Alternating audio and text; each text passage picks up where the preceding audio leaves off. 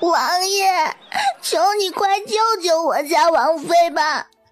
再这样下去，我家王妃就要死了。刚刚是二夫人将我家王妃踹下荷花池的，求你快救救我家王妃吧！贱婢，这里哪有你说话的份？你少在王爷面前血口喷人！我家主子怎么可能会做出这种缺德事？那明明是王妃自己不想活了，跳进荷花池里，你却在王爷面前污蔑我家主子，看我不打死你！岳凤哥看着眼前的一幕，只觉得头痛欲裂，一段不属于他的记忆直接冲到他的脑子里，他这才知道自己竟然悲催的穿越了，而且还穿越到了一个他听都没听说过的北川国。此时他的身份却是这北川国的战王妃，刚刚是侧妃秦婉将原主一脚踹到了荷花池里，害得原主溺水身亡。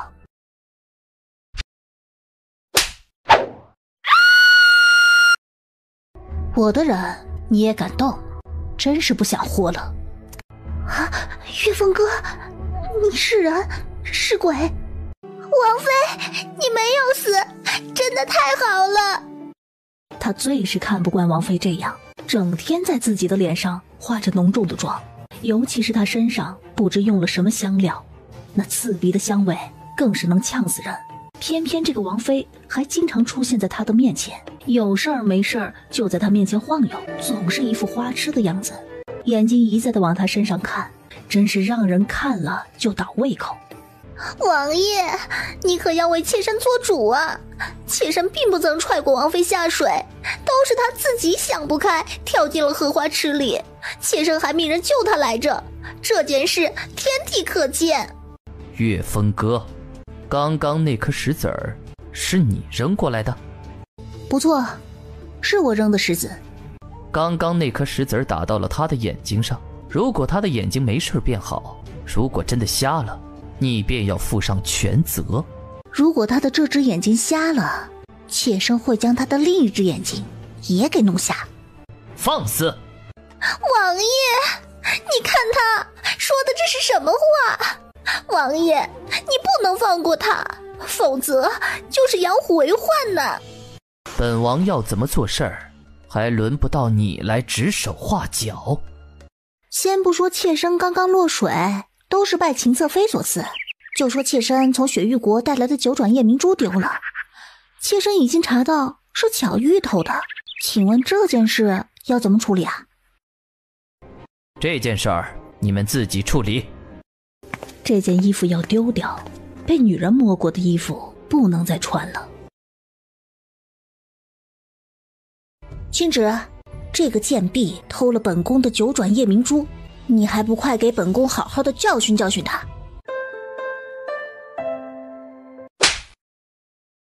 你竟敢打我，看我不撕烂你的脸！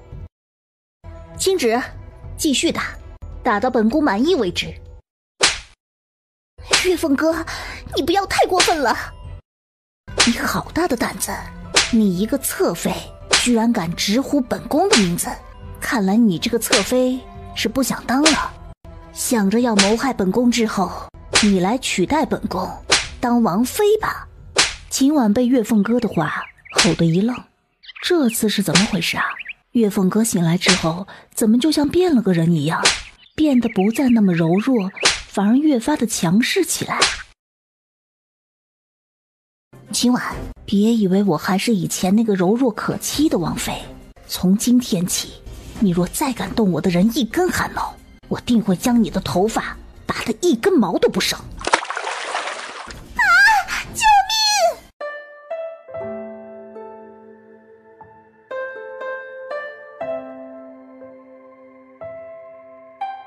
过来，让我看看。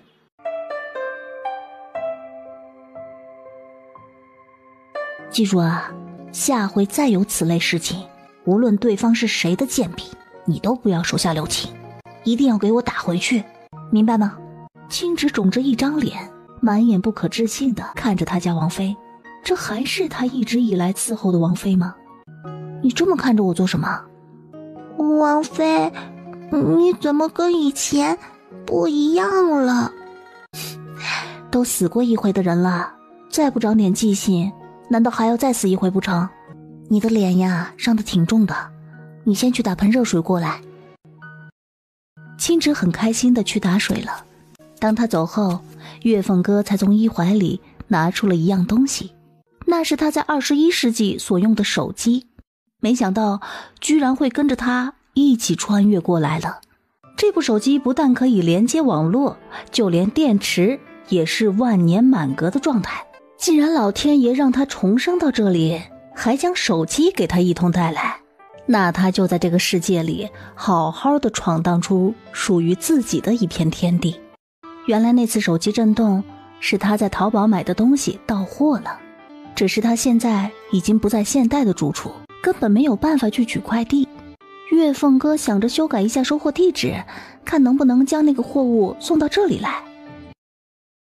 这个地址刚一输入完，他在淘宝上所买的自热火锅立刻出现在他的面前。月凤哥没想到这种神奇的事情居然会出现在他的身上，他现在开心的简直快要飞起来了。他又在淘宝上买东西，却发现金额一栏竟然变成了购买值，而此时手机里只有10个购买值。月凤哥没想到自己刚刚掐了秦婉的脖子，竟然误打误撞的得到了淘宝上赠给他的10个购买值。看来他还需要继续努力，多找些机会掐掐秦婉的脖子才行。为了他最爱吃的自热火锅，他毫不犹豫地花掉了5个购买值，买了1盒自热火锅。为了得到更多的购买值，他便继续翻找起任务来。很快的，他便看到3个特殊任务。看到这里，月凤哥忍不住嘴角抽了抽。这是什么变态任务啊？算了，这种任务我还是不做了，反正做了也是白做。月凤哥说着就要关掉手机，正在这时，一道白光突然闪了一下，差点没闪瞎他的钛合金眼。什么玩意儿？月凤哥定睛一看，淘宝的某个角落里，一张手机卡正发出白光。他点开那张手机卡界面，看到他可以有一次与家人联系的机会，他的心跳便漏跳了100。一想到那2个极度宠爱他的哥哥们很可能以为他已经死了，他们那伤心欲绝的模样浮现在他的脑海中，他感到心都在抽痛。他就只有这么2个亲人了，为了能与2个哥哥联系上，他愿意以身犯险。这样想着，月凤哥立刻来了斗志。他决定了，先吃1盒自热火锅压惊，把肚子填饱后，他就去做那3个变态任务。月凤哥没有忘记丫鬟青芷的脸上，用掉了最后的5个购买值，买了1瓶外伤药膏。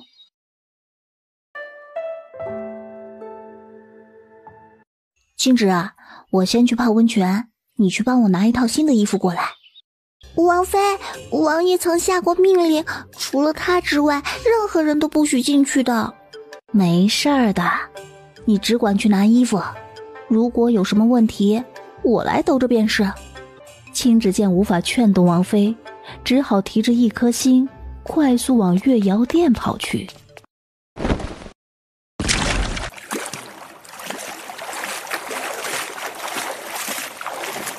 当月凤哥看到这张脸时，吓得差点没掉进温泉池里。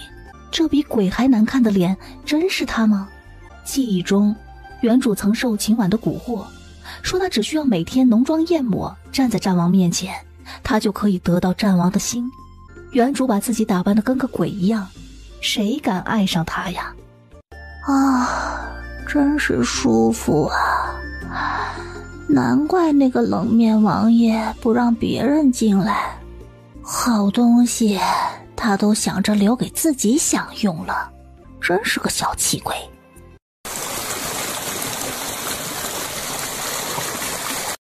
什么人竟敢擅闯本王的温泉阁？月凤哥被这道男人的声音惊得一颤，他没想到这里居然还有别人。本王的地界岂是你说来就来，说走便走的？这个该死的女人，她竟然犯花痴到了如此地步，擅自闯进温泉阁，就只为来看她洗澡。你犯花痴也要有个限度，本王的身体又岂是你可以看的？别以为你是王妃，本王就不能动你。莫林寒感觉到自己的胸前正被2只冰凉的小手摸着，他的身体还从来没有哪个女人碰过，而此刻这个不知死活的女人居然敢在这种情况下骑他的胸。他顿时加大了手中的力度，想要将月凤哥活活掐死。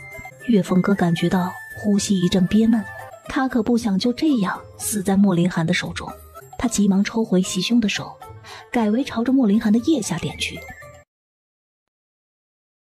你到底是什么人？他这才看清楚，莫林寒只穿了一件亵裤，看来只好等到夜里，趁莫林寒熟睡的时候再对他下手了。你看够了吗？看够了，看够了。既然看够了，就回答本王的问题，你到底是什么人？你猜呢？月凤哥说完，转身便一溜烟的跑出温泉阁。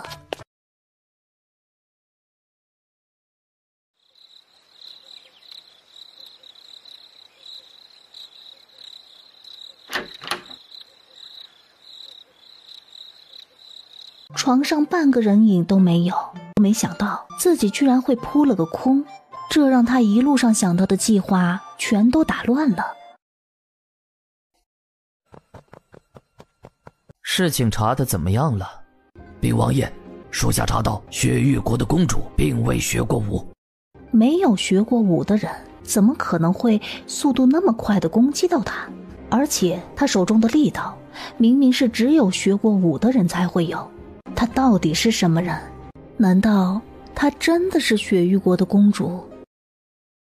月凤哥见莫林寒并没有在寒幽殿里，他想着自己来都来了，总不能就这样走吧。于是他便在寒幽殿里到处翻找了起来，终于在一个柜子里找到了莫林寒的一条亵裤。有了这条亵裤，他的任务算是又完成了一个。看着手机上显示又多了50个购买值，这可是他的战利品。月凤哥走出殿外，一边偷笑着，一边将这条亵裤高高的挂在了寒幽殿的房檐上。哼，莫林寒，你敢掐我的脖子，我就敢将你的亵裤挂到房檐上，做成小旗子飘。终于完成了这个最为变态的任务，剩下的那个亲吻莫林寒的任务就等着下次有机会再完成好了。月凤哥一路摸着黑，七拐八拐的走了很长一段路后，他突然发现自己迷路了。这该死的王府建这么大做什么？害得我都找不到月瑶殿了。奇怪，我好像刚刚来过这里。月凤哥站直了身子，努力辨别着方向。王妃这大半夜不休息，跑来这里做什么？莫林寒，你怎么走路都没有声音的？莫林寒看着面前的女人，一双大眼睛转来转去的。虽然她用黑色面纱蒙住了脸，可是这双眼睛却让他过目不忘。王妃这么晚了，来这里做什么？莫非是做了什么见不得光的事儿？妾身只是夜里睡不着，在府里四处逛逛。既然王爷如此关心妾身，那么妾身现在就回去休息好了。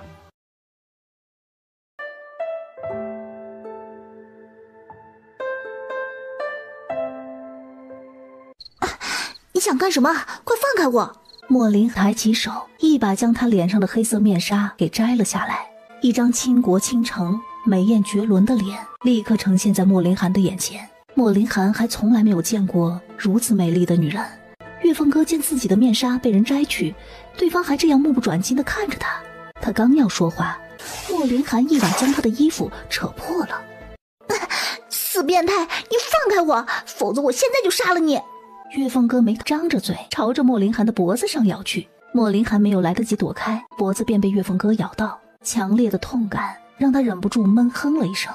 这个该死的女人，她是属狗的吗？要了本王，你知道会有什么下场？岳凤歌被莫林寒的嗜血目光盯着，心脏都漏跳了半拍。莫林寒低头看向岳凤歌被扯破衣服的地方，在他锁骨的下方，一个如同火苗般红色胎记映入莫林寒的视线中。那个红色胎记随着岳凤歌剧烈的呼吸上下起伏着。看来这个女人确实是雪域国的公主没错，而那个类似红色胎记也只有雪域国的公主身上才会拥有。看够了吗？看够了就快点放开我。王妃大半夜的逛王府，为何还要用黑纱蒙着脸？莫不是你刚刚做了什么见不得人的事儿不成？王爷何出此言？妾身只不过是觉得自己太过好看，怕这大半夜的逛王府再被哪个歹人看到，再将妾身掳了去。妾身在这里本就孤孤单单，人生地不熟的，即使妾身真的死在歹人手中，怕是王爷也不会管妾身的死活，故而妾身便用黑纱遮面，这样也少了一些不必要的麻烦。只不过即使这样，妾身也仍旧被歹人捉了，不是吗？没什么事儿，王妃就回去休息吧，否则你若是死了，本王还要为你收尸。莫林寒说完转身离去。莫林寒，你给我等着，有朝一日我一定会报今日之仇的。本王随时恭候。岳凤歌气得真想画100个圈圈诅咒他。该死的女人，竟敢擅闯本王的寝殿，还偷出了本王的血库。第二天，岳凤歌醒来后的第一件事就是拿出手机打开淘宝，看到上面的购买值并没有变，还是80个购买之后，他这才长长的松了口气，心里开始忍不住泛起了嘀咕，莫非是他将那条蟹裤挂得太高了，以至于莫林寒没看见，否则他怎么会不生气呢？王妃，该起床用早膳了，王爷和二夫人都在等着王妃呢。记忆中，莫林寒可是从来没等过原主一起吃早饭，而那个侧妃更是不喜欢与原主一起用餐。那个冷面王爷怎么会等着他一起用早膳？事出反常必有妖。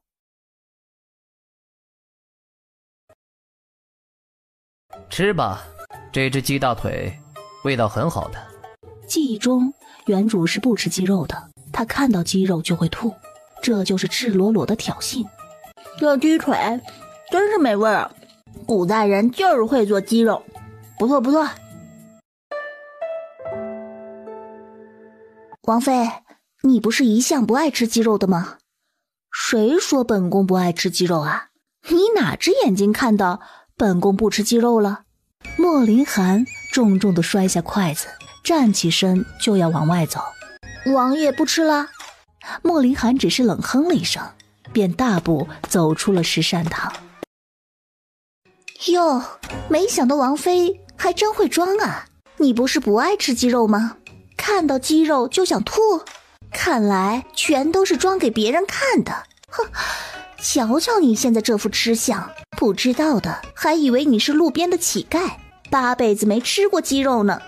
岳凤可漫不经心地夹起碟子里一根鸡骨头，朝着秦婉那边飞去。主子，你怎么了？主子，你别吓奴婢，你快告诉奴婢你到底怎么了。巧玉并没有忙着去喊府医，她就是要看着他家主子痛苦的样子。谁叫他家主子对他眼眶受伤的事情视而不见，到现在都不曾叫来府医为他医治眼眶。你家主子怕是要被鸡骨头卡死了，你还不快去叫府里的大夫为你家主子诊治啊？主子你等等，奴婢这就去叫府医。秦婉的呼吸越来越困难了，她看向岳凤歌的目光中满是怨毒，都是这该死的岳凤歌。岳凤歌站起身来，漫不经心地来到秦婉身后，他伸出手朝着秦婉的背部重重拍了一掌。今日这事儿呢，只是给你一点小小教训，如果本宫再听到从你嘴里说出嘲讽本宫的话，本宫可就不会这么轻易饶过你了。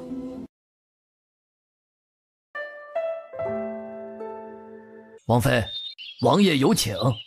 莫林寒找我有什么事啊？这个属下不知，还请王妃随属下过去一趟。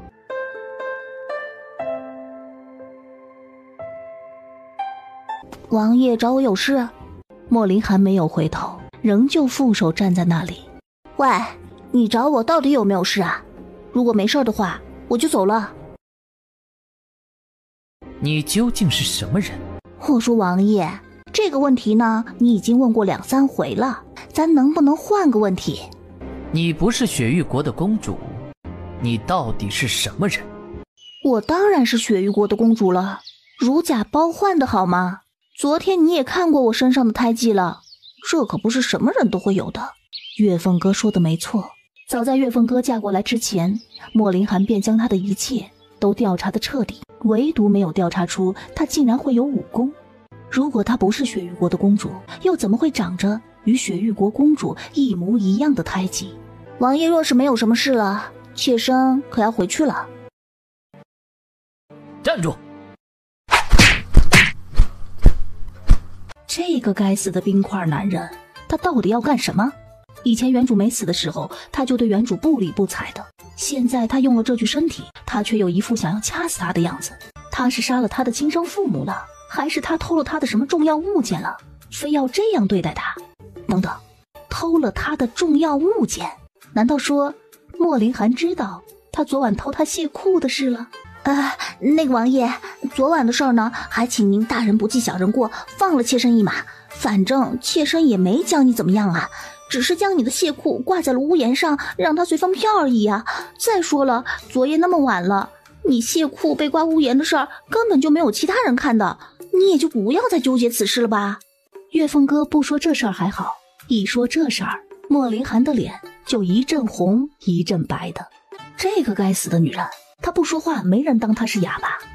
偷了本王的亵裤，你就想几句话将本王打发了？我说王爷，你别动不动就掐我脖子好吗？我这人很脆弱的，万一你哪一次失手，真将我给掐死了，你可就是害死雪域国公主的头号嫌犯了。到那个时候，引起两国开战，最受伤害的可就是两国的普通百姓了。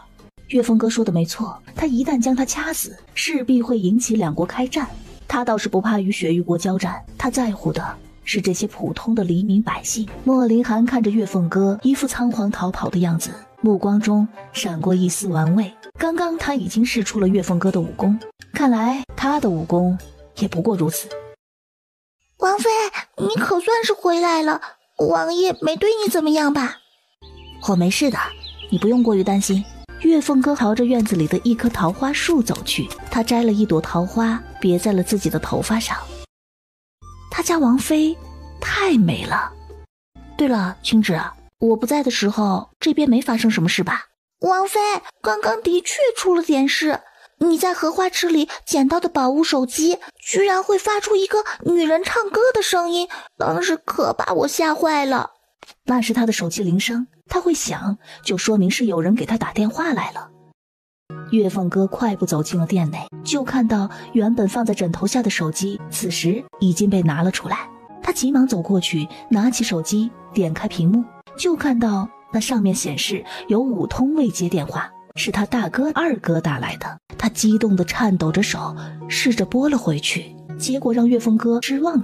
他试着打了10多遍，都是一点动静都没有。青芷走进来时，就看到岳凤哥双眼无神地看着前方，整个人如同一尊雕塑般一动不动。王妃，你没事吧？你不要吓奴婢呀！岳凤哥被摇晃了几下后，终于回过了神。他早就应该想到的，他的手机根本就打不出去电话，他只有完成上面的任务，才能拥有足够的购买值来购买那张手机卡。就只剩下一个任务了，那就是去偷亲莫林寒。一想到莫林寒那张冰块脸，还有他动不动就要掐自己脖子的场面，岳凤哥就感到万念俱灰。王妃，你不要再吓奴婢了，刚刚奴婢不是有意要去碰手机的。青芷，你不要动不动的就对人下跪，女人的膝下有宝玉，明白吗？好了，这里没什么事了，你先出去吧。屏退了亲旨后，月凤哥便倒头躺在床上，苦思冥想起来。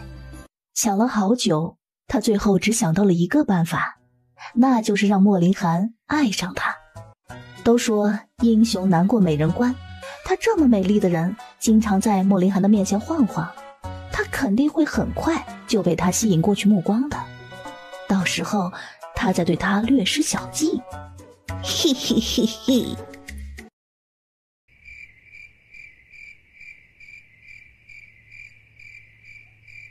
月凤哥悄悄溜进含油店内，他来到床边，就见莫林涵正紧闭双眼，呼吸均匀地睡着。月凤哥急忙扯掉黑色面纱，将脸凑近了莫林涵的脸，可是他怎么也下不去这个口。其实莫林涵长得很帅，完全是月凤哥所喜欢的样子。一想到这个男人动不动就掐住他脖子的场景，月凤哥就在心里对莫林涵不断的减分。直到此时此刻，莫林涵在他的心里已经成为了一个让他毫无感觉的男人。不管了，我今晚一定要完成任务才行。不就是亲他一下吗？就当是亲了一只猪好了。他终于鼓起勇气，紧紧闭上眼睛，撅起嘴亲了下去。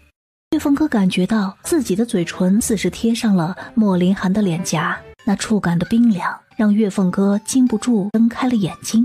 怎么回事啊？他明明是朝着莫林涵的脸上亲的，怎么却亲错了方向，亲到他脖子上了？反正不管了，他亲也亲过了，他都算是偷亲到了。他拿出手机一看，看到那上面的购买值并没有增多。月凤哥急忙翻出任务提示，这个该死的破任务，之前不是这样写的好吗？月凤哥气得真想把手机摔了。床上的男人翻了个身，月凤哥吓得急忙关掉手机，一动也不敢再动。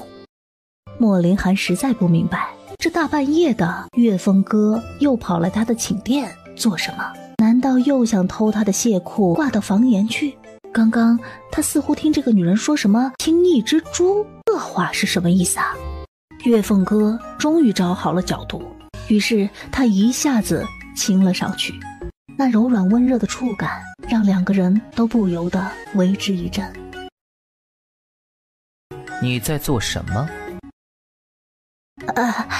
那个，我就是想过来告诉你，姿势不对，需要起来重睡。月凤哥说完，一把拉开寝殿大门，跑了出去。莫林涵不知为何，就在刚刚月凤哥偷偷亲吻到他嘴唇的那一瞬间，他的心也跟着被搅乱了一下。这个该死的女人，看来真的是欠收拾了。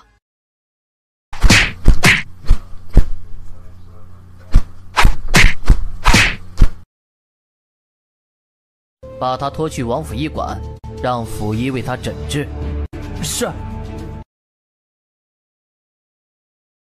莫兄，你今生命中注定的那个人已经出现，记得要好生对待他。这是莫林涵的好朋友公孙南贤，在他与月凤哥大婚当日为他写的字条。等到莫林涵完成婚事后，公孙南贤便也离开了战王府，继续云游四方去了。你今天真是够倒霉的，让王爷把你打成这样，看来王爷今天心情是格外的差呀。别提了，要不是王妃夜里潜进含忧殿，王爷也不会生这么大的气。结果刚走到半途中，就见他们的王妃月凤哥正慢慢悠悠地朝两人走来。他们刚想掉头走，你都伤成这样了，不去王府医馆还要往哪儿去啊？月凤哥大步走了过来，他一把抓过谭毅的手，在他的手腕上摸了起来。左侧的肋骨断了2根，脾脏也被震坏了，这肝嘛，差点也要遭殃。谭毅一脸惊诧地看着月凤哥，他说的都是真的。王妃，你学过医？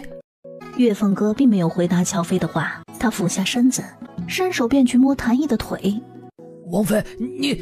谭毅刚要说话，就感觉到左腿小腿骨处被月凤哥掐得一阵剧痛，他疼得冷汗都渗了出来。你这只小腿伤得很严重啊。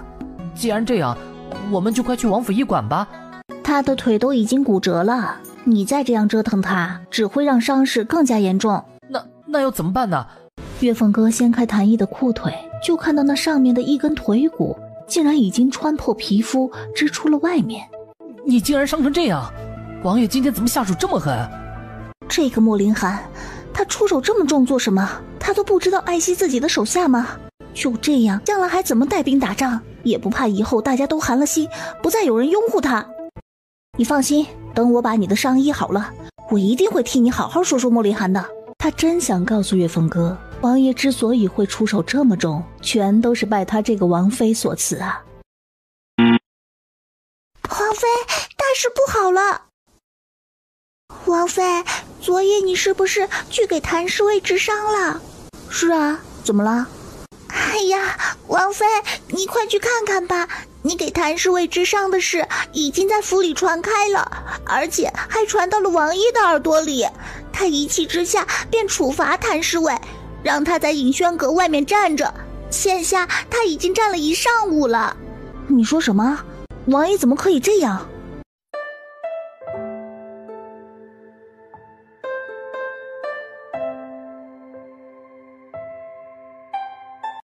谭毅，你的腿伤还没好，不能再站了，现在就去休息。王妃还是请回吧，我的腿不会有什么大碍的。不行，你必须要去休息才行。你们在干什么？王爷，你不能再这样体罚谭毅了，他的腿昨晚就是被你所伤，现在他还没有完全康复。如果你再这样体罚他，将来他会得后遗症的。这是本王在教训自己的部下，与你这个王妃毫无半点关系，你还是不要多管闲事的好。什么叫与我毫无关系？谭毅是我的病人，医治好他的病是我的职责。如果王爷非要体罚谭毅，那么王爷将来可不要后悔今天所做的决定。岳凤哥说完，便拉着谭毅转身要走。谭毅如同木桩子般一动也不敢动。岳凤哥，你不要太过分了。莫林寒，你在发什么疯？你这样看着我做什么？莫林寒冷着一张脸，不由分说的就拉着岳凤哥往隐轩阁里走去。喂，我说你这人到底是怎么回事？我为你的侍卫治了伤，你应该感谢我才对。结果你可倒好，不但摆着一张臭脸给人看，还把我的手给抓疼了。我和你是有8辈子的仇还是怎么的？让你这么恨我？莫林寒听着岳凤哥骂他的话，他竟然无力反驳。可是他在看到岳凤哥跟谭毅一副很熟络的样子，又对他拉拉扯扯的，他就气不打一处来。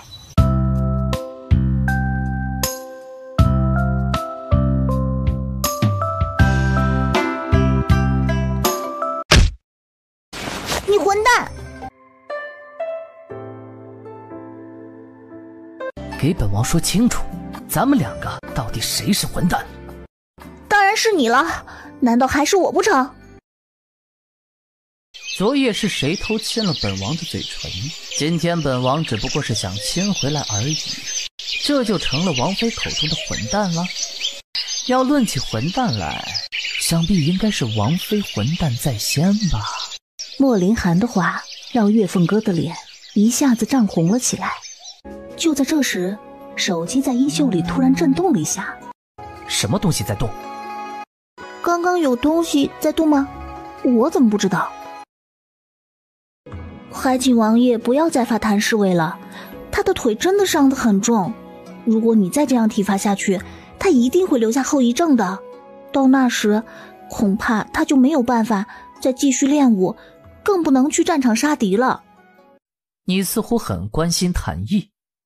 我这是大夫在关心病人，我不希望我的病人将来留下什么后遗症。既然如此，那便解除他的体罚。他大步走出了隐轩阁，冲着谭毅挥了挥手，示意他下去休息。谭毅用感激的目光看了眼岳凤哥后，便一瘸一拐地离开了。这回王妃满意了？满意，当然满意了。王爷可真是个爱护部下的好王爷呀。看着岳凤哥离去的娇俏身影，莫林寒竟突然有种想要了解他更多的想法。月凤哥打开了手机，查看淘宝上的消息，结果他看到淘宝上竟然多出了10个购买制。由于买主成功完成了让王爷亲吻的隐藏任务，系统赠送给买主10个购买制，请买主笑纳。这是什么破隐藏任务？老娘被那个冰块混蛋王爷亲到，你居然只给我10个购买制，你还让我笑纳？你给我笑一个看看。买主若不愿意笑纳，系统将收回那10个购买制。笑纳，本宫笑纳。开什么玩笑啊！这10个购买值可是他差点被王爷捏断手，最后还被他轻薄得来的。既然买主已经笑纳，本系统便不再收回那10个购买值，还请买主再接再厉完成任务，这样便可以得到更多的购买值。月凤哥没有再理会淘宝系统的提示，他关掉提示后便开始下单。他要买下那张手机卡，给2个哥哥打电话。提示音响了好多声，都没有人接电话。快接电话，大哥，快接电话！就在月凤哥等得不耐烦，即将挂断电话时，电话终于接通了。喂，哪位？月凤哥在听到自己大哥的声音时，眼泪再也忍不住，一瞬间夺眶而出。哪位？如果你不说话，我就挂电话了。别挂电话，大哥，是我呀。大哥，我是月凤哥呀，你的亲妹妹。我警告你，不要再玩这种鬼把戏，我的妹妹已经死了。你说再装成是我妹妹，我一定会让你后悔这辈子活在人世。大哥，我真的是你妹妹，我是三儿啊。你说什么？你说你是三儿？你真的是三儿？大哥，我真的是三儿，我没有死，只不过说出来你可能不会相信，我竟然被催的穿越了。三儿，你先别哭，你快告诉大哥，你现在在哪儿？我这就过去接你。大哥，我说我穿越了，你信不信啊？我现在在一个叫北川国的地方，这里是古代，你根本就过不来。岳晨云再次听到岳凤哥说他穿越的话，他终于不得不相信了这一事实。不过好在岳凤哥没有死。三儿，是你吗？你真的没死吗？二哥，我是三儿，我没有死。三儿，别哭了，你快告诉大哥，你在那边过得怎么样？有没有人欺负你？岳凤哥也胡乱地擦掉眼泪，并且告诉2个哥哥，他在这边过得很好，他还当了这里的战王王妃，小日子过得虽然算不上风生水起吧，但也还不错。至于那些想要欺负他的人，当然都没有得到什么好。三儿，只要你在那边过得好，哥哥们也就放心了。不过你记得在那边一定要保护好自己，都是当王妃的人了，可不能再像以前那样调皮了。如果那个什么王的男人欺负了你，你一定要第一时间告诉大哥，听到没？我知道的，大哥，你和二哥都放心好了。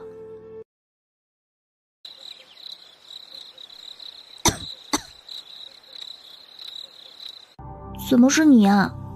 怎么就不能是本王？他看到岳凤哥的双眼肿得跟核桃一样，像是哭过了。你哭过？有人欺负你？我没哭，也没人欺负我。王爷若是没什么事，就请回吧。今晚本王就在此过夜，本王不走了。王爷可别开玩笑了，这里就只有1张床，而且还硬得要命，真的无法和你的寝殿相比，还请王爷回去休息吧。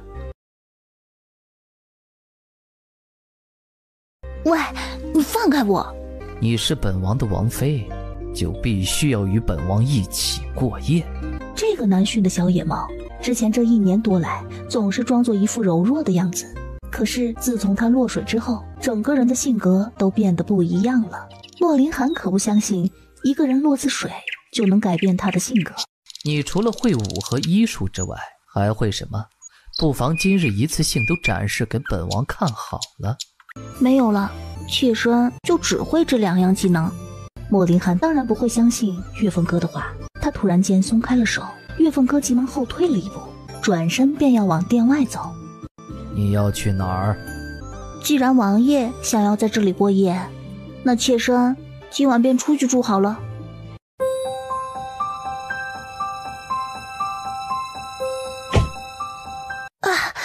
莫林寒，你懂不懂什么叫怜香惜玉啊？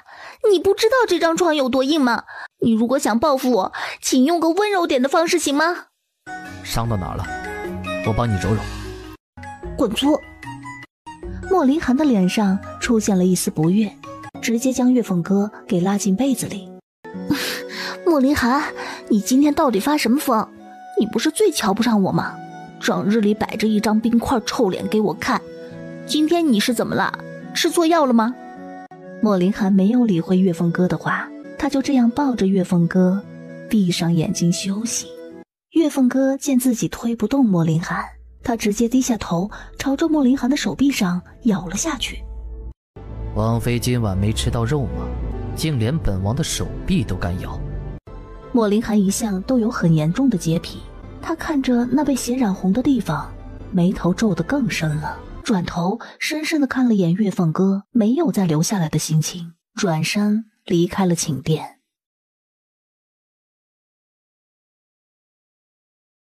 这张床居然是圆形的，岳凤哥纵身一跃，便一下子趴在床上，没想到他这么一趴，竟然有一种趴在羽毛垫上的感觉。哼，还算你办了件人事儿。他拿出手机，趴在床上就开始玩起手机。他先是看了眼淘宝，那上面不出意外的又多出10个购买值，这是昨晚莫林寒跑来他的寝殿里又抱过他一次后所得的购买值。冰块王爷今天是抽风了吧？没事闲的给本宫换圆床。不过还算他有点良心，知道本宫身子骨弱，睡不了太硬的床，于是便给本宫换了一张柔软的床。王妃可还满意？满意，相当满意。王妃也不用感谢本王，本王这样做只是为了晚上在此过夜时能够不再被硬床板硌着身子。我说王爷，我可没说让你来这里过夜，你还是不要想太多好吗？莫林寒并没有因为岳凤哥的话而生气，反倒是一副好心情的坐到了床上。过来，离本王那么远做什么？本王还会吃了你不成？岳凤哥没有动，仍旧站在那里。禀王爷，宫里来人了。莫林寒一听是皇宫里来人了，便也不再与岳凤哥继续纠缠下去，大步走出了月瑶殿。等莫林寒走后，岳凤哥才暗暗松了口气。他刚刚手机突然响了一声，与外面的乔飞说话声音正好融合在一起。岳凤哥急忙拿出手机，就看到微信上出现了一个红色的小数字。岳凤哥感到有些奇怪，他自从来到这里，微信这种软件就已经成了摆设，除了淘宝和浏览器，还有他以前下的游戏可以用之外，其他的软件都跟摆设一样，安静地待在手机里。岳凤哥带着狐疑，迫不及待地点开微信，就见上面显示一个陌生人加他微信，那个陌生人的名字叫别问我是谁。岳凤哥一脸懵的通过对方的好友请求，就见对方很快便发来了信息。王妃你好，我是别问我是谁。岳凤哥看到对方叫他王妃时，他先是一愣，但很快他便猜想到这个人应该也是穿越到这个世界，并且对方也是带着手机穿越过来的。你到底是什么人？你怎么会有我的微信号？王妃别害怕，我只是个小人物而已。如果非要说出我的身份，那么就请王妃看看淘宝，那上面的卖家是不是也有个同我一样名字？岳凤哥立刻打开手机淘宝，他翻找了一圈后，终于在那张神秘手机卡上面看到卖家的名字。你就是那个卖神秘手机卡的卖家？他打字的手都在微微的发抖。等了好一会儿，才见对方回复：是的，我就是那个卖手机卡的卖家。你为什么要加我微信？你知道我现在是穿越过来的，那你是不是也穿越到这里来了？你有什么办法可以让我回到现代吗？当我看到你买下那张手机卡时，我就知道你的身份了。只是可惜我没有办法让你回到现代中去，而我也并没有同你一样穿越到那个地方。还请王妃别再想着回去的事儿了，这里其实也挺好的，只要王妃好好生活，一定会在这里活出不一样的人生。看来他这辈子都回不去现代了，而他也只能认命了。王妃也别太灰心，我会帮你在这个世界里生存下去，并且还会让王爷爱上你，只是这还需要你的配合，因为你只有做了相关的任务，得到更多的购买值，才能在淘宝里得到更多的技能加持。而我可不只是卖手机卡的，我还卖很多的好东西。说了这么多，这个叫别问我是谁的人还是绕不过让他获得更多购买值，然后好买他提供的东西。月凤哥嘴角抽了抽，不想再跟那个人说话了。他关掉微信，开始浏览起新闻来。这一回他看到新闻里原本铺天盖地的关于他死去的消息，现在全都被清除掉了。这样也好，起码他也不用再看到自己死时的样子了。浏览了一会儿新闻后，月凤哥便再次进入到淘宝里，看了看里面那仅有的20个购买值，月凤哥还是一狠心花掉5个购买值，买了一盒自热火锅。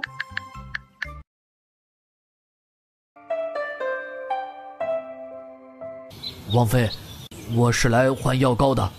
跟我来吧。谭毅十分不好意思的跟着月凤哥走到院子里，最后坐在院中的石凳上。月凤哥拿着药膏蹲下身子，就要撩起谭毅的裤腿。还是我自己来吧。谭毅将裤腿掀开后，露出了腿上的伤口，那上面还是发红发肿，只是原本破裂开的伤口此时已经愈合了。月凤哥用手指沾了些药膏，轻轻地涂抹在谭毅的小腿上，阵阵清凉的感觉袭来。谭毅看着月凤哥如此专注地为他涂抹药膏，他再次被感动得心里一暖。你们在做什么？月凤哥涂抹药膏的手一顿，他转过头就看到莫林寒一副凶神恶煞的样子朝着他们这边走来。王爷，属下只是来换药膏的，这都是属下的错，跟王妃一点关系都没有，要怪就怪属下好了。换药膏？让王妃摸着你的腿换药膏吗？谭毅痛呼一声，捂着肚子弯下腰。莫林寒，你不要太过分了，谭毅的旧伤还没有完全好，你就这样打他，你简直是欺人太甚了。到底是本王过分，还是你们过分？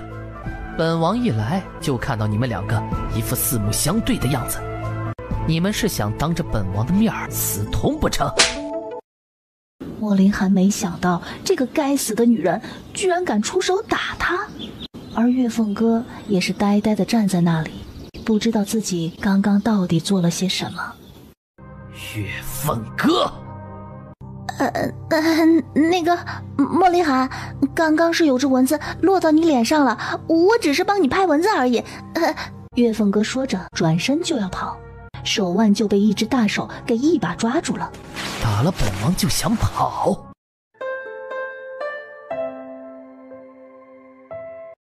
王妃，你千万不要有事啊！这都怪我。你们有没有发觉咱们的王爷跟以前不一样了？被乔飞这么一说，谭毅和青芷都察觉出一丝异样来。咱们的王爷一向不近女色，可是这几日王爷却和王妃走得很近呢。他的话一出，谭毅和青芷立刻对视了一眼。难道说他们的王爷已经渐渐爱上了王妃，只是连他自己都不知道？王爷，咱们有话好好说。莫林寒见月凤哥又要与他保持距离，他气得上前一步，一把将他揪了过来。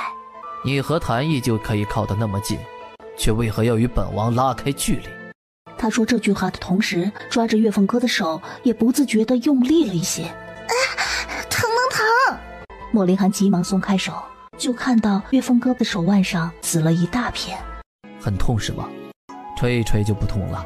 很快，阵阵清凉的风吹到月凤哥的手腕上，他还从来没有见过莫林寒如此温柔的一面。那个王爷，我的手腕需要上药。来人，去传王府医。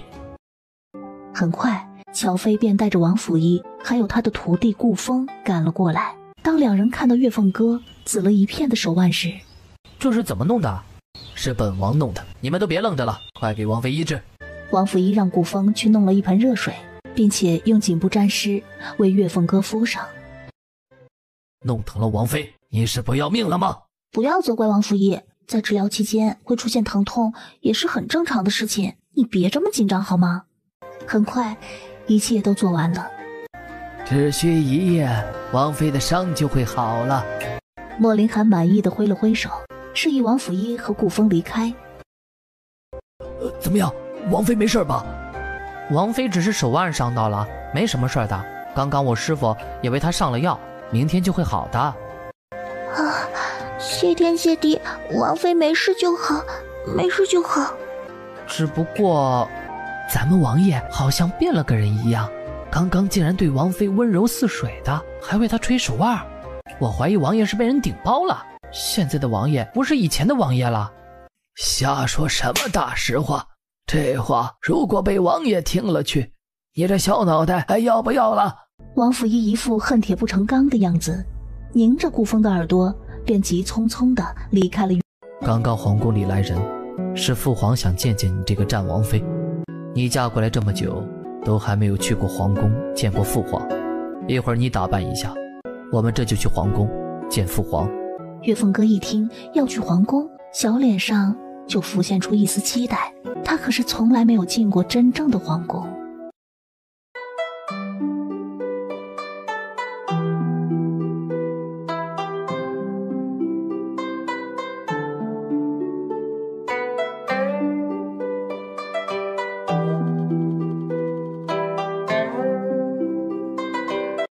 杀人了！有人要行刺战王！你可还好？啊，我倒是没事儿，就是可惜了马车。马车被烧了，可以再让乔飞去取一辆回来，你就不要再心疼了。那个男人被乔飞带到莫林寒的面前。你是什么人？为何要行刺本王？男人将头扭到一边，不想回答他的任何问题。王爷问你话呢，老实回答。你是风兰国人，我说的没错吧？你是怎么知道的？月凤哥一把掀开男人的衣袖，露出他手腕上的图腾纹身。记忆中，原主曾经去过风兰国，那里的男人会在手腕上纹上图腾，而女人则会在脖颈上纹上图腾。这种图腾是从风兰国的祖先传下来的，代表着风兰国的繁荣昌盛。原本风兰国是这片大陆上最为强大的国家，只是后来风兰国却变得越来越弱小，他们的土地也渐渐地被其他3个国家征占，国土面积也不及其他国家的1/3。而就在刚刚，这个男人在抡起火球的时候，恰好露出了手腕上的这个图腾。哼，你既然知道我是风兰国的人，那么要杀要剐全都由你好了。你为什么要行刺战王？你一个风兰国的人，跑来北川国就是为了要行刺战王吗？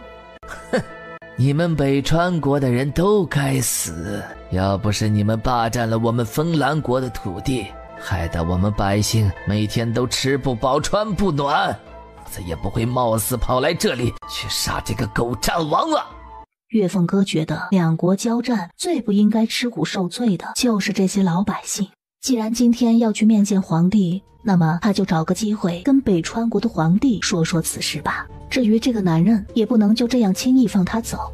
王爷先把他关起来吧，他行刺你的事不能就这么算了。但是这件事也是因为两国交战才产生的后果，我看还是等到咱们从皇宫里回来，再想着如何处置他吧。你看如何？莫林寒逼着他的意思，让乔飞将男人押回到王府里。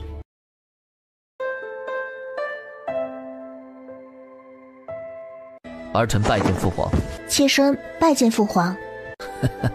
都快平身吧。莫云婷还是第一次见月凤阁，只是这一眼，他便喜欢上他这个儿媳。这位便是战王妃吧？是的，父皇，妾身正是战王妃月凤阁。今日朕宣你们过来，一是要见见这位儿媳，二来则是要与战王商量一些事情。还请父皇直说。眼下咱们北川国与风兰国的战事虽然告一段落，但朕这边经常会听到关于风兰国的人悄悄潜入咱们北川国探听一些机密，有的还行使行刺的事情，不知战王可否听说了？禀父皇，近日儿臣与王妃来皇宫的途中就遇到了一起行刺事件。哦，说来听听。莫离寒没有隐瞒，将发生过的事情全都说了出来。现在那个贼人在哪儿？禀父皇，儿臣已经将他关押到王府里了。既然他胆敢行刺战王，朕便要将他杀无赦。这件事儿你回去就去办了。还请父皇收回成命。这是为何？父皇，妾身觉得这样做非常不妥。妾身这一路上一直在想着这件事。那个风兰国的人之所以会跑来北川国行刺战王，实在也是被逼无奈。要不是因为两国交战，使得风兰国的百姓吃不饱穿不暖，他们也不会如此记恨战王。那依照王妃的想法，你又有何高见呢？妾身想了一个办法，既可以让风兰国人不再潜入北川国，又可以让两国之间少了战乱纷争。皇帝莫云亭一听这话，立刻来了兴致。妾身的办法便是用怀柔的政策拉拢风兰国，让他们成为北川国的一个附属国。咱们北川国现在是这片大陆上最富有的国家，可是光是国家富有还不行，我们也需要让其他国家富有起来，这样才会让别国跟咱们国家产生友好关系，这对于将来互通贸易都会起到很好的作用。妙极，简直是妙极呀！莫云亭越想越觉得将来的前途一片光明，他看向岳凤哥的目光也是更加的欣赏。这是个宝藏王妃，将来你可要好生爱护她，不得欺负她，知道吗？儿臣知道。莫林寒见父皇如此喜爱岳凤哥，他原本悬着的一颗心也终于落了地。岳凤哥心里更是乐开了花，有了皇帝的话，将来他就可以在战王府里横着走了。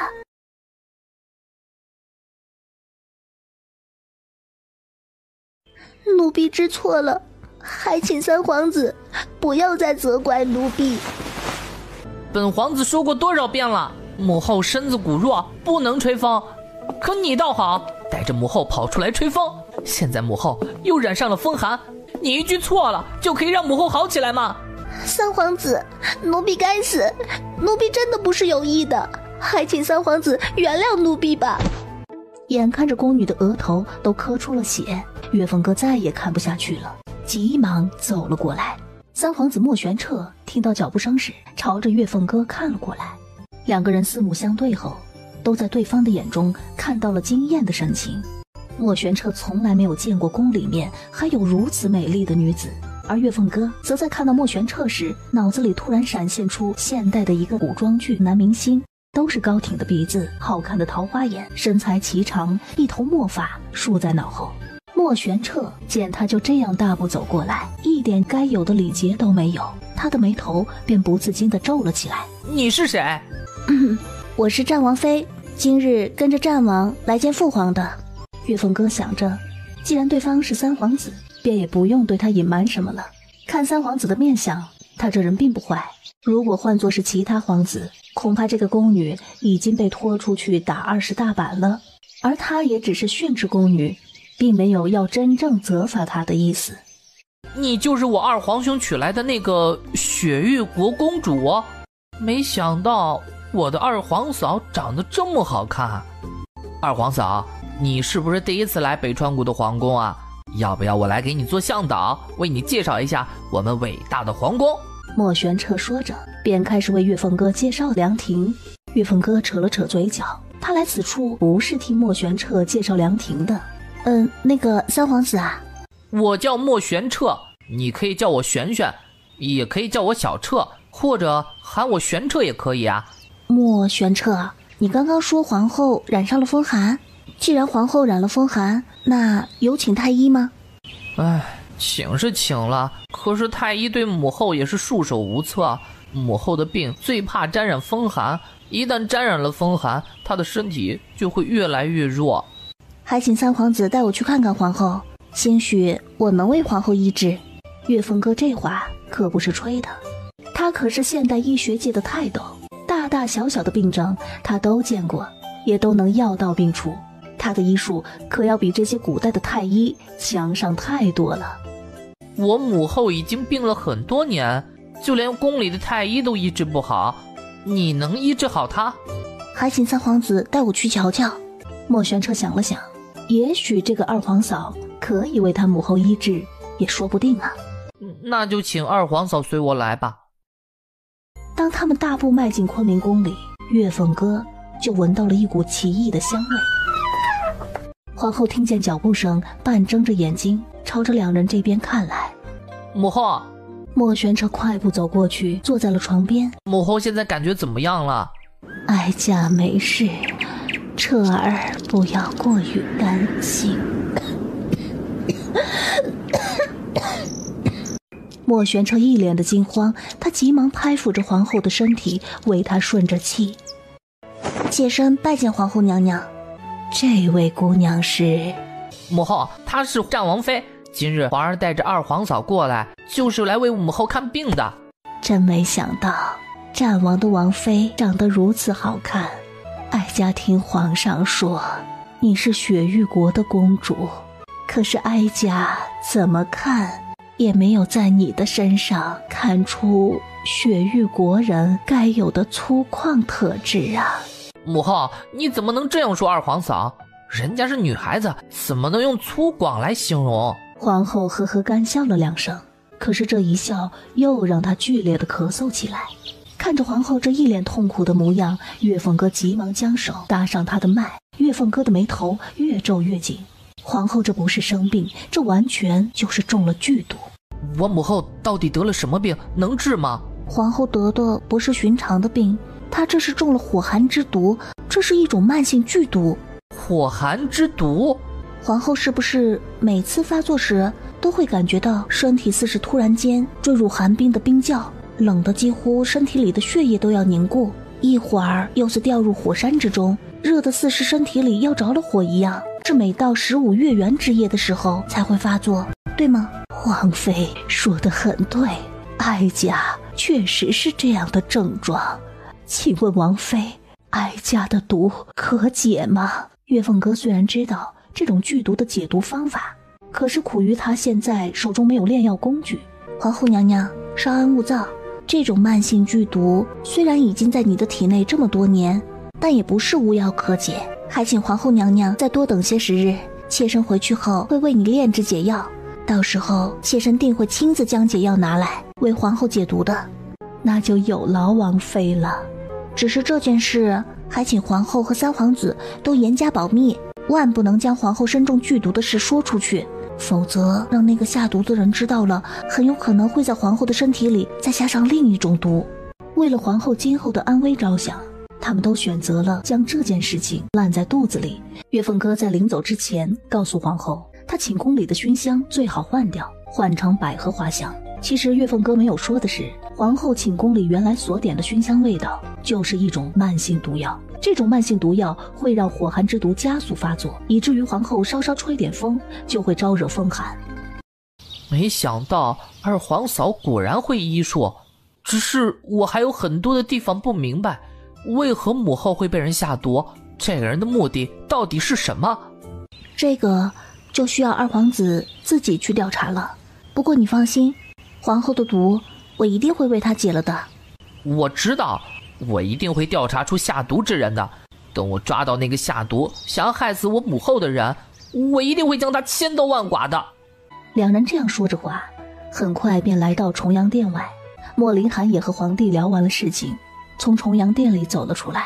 他抬头便看到岳凤哥正站在莫玄彻的身边，两个人还在说着什么话。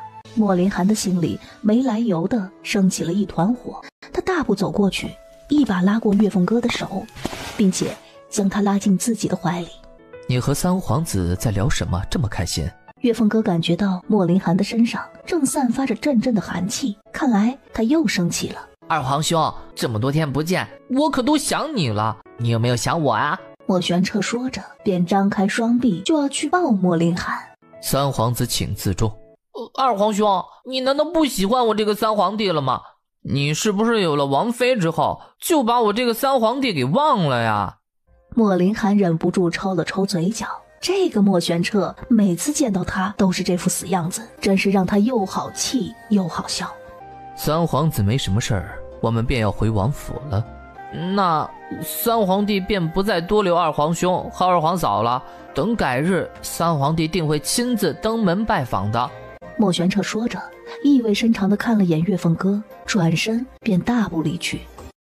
王爷，这里可是皇宫，你我之间不用刻意表演夫妻情深的戏码吧？莫林寒刚刚就因为岳凤哥和莫玄彻说话就已经很不满了，现在岳凤哥又跟他说他们是在表演夫妻情深，他气得更是想要把他吊起来毒打一顿。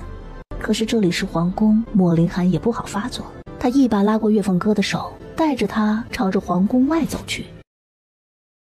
岳凤哥拿出了手机，点开淘宝，他翻找了几下，终于找到了他想要的那种炼药炉，需要50个购买值才可以买到。看了眼自己所拥有的购买值只有10个，岳凤哥就觉得一阵头疼，他要怎么做才能得到另外40个购买值呢？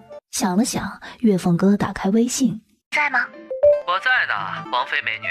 我想买个炼药炉，可是需要我花50个购买值才能买到。你那里有没有什么任务可以让我直接得到更多的购买值？王妃今天可是找对人了，我这里的任务应有尽有，就看你想要高难的还是容易的。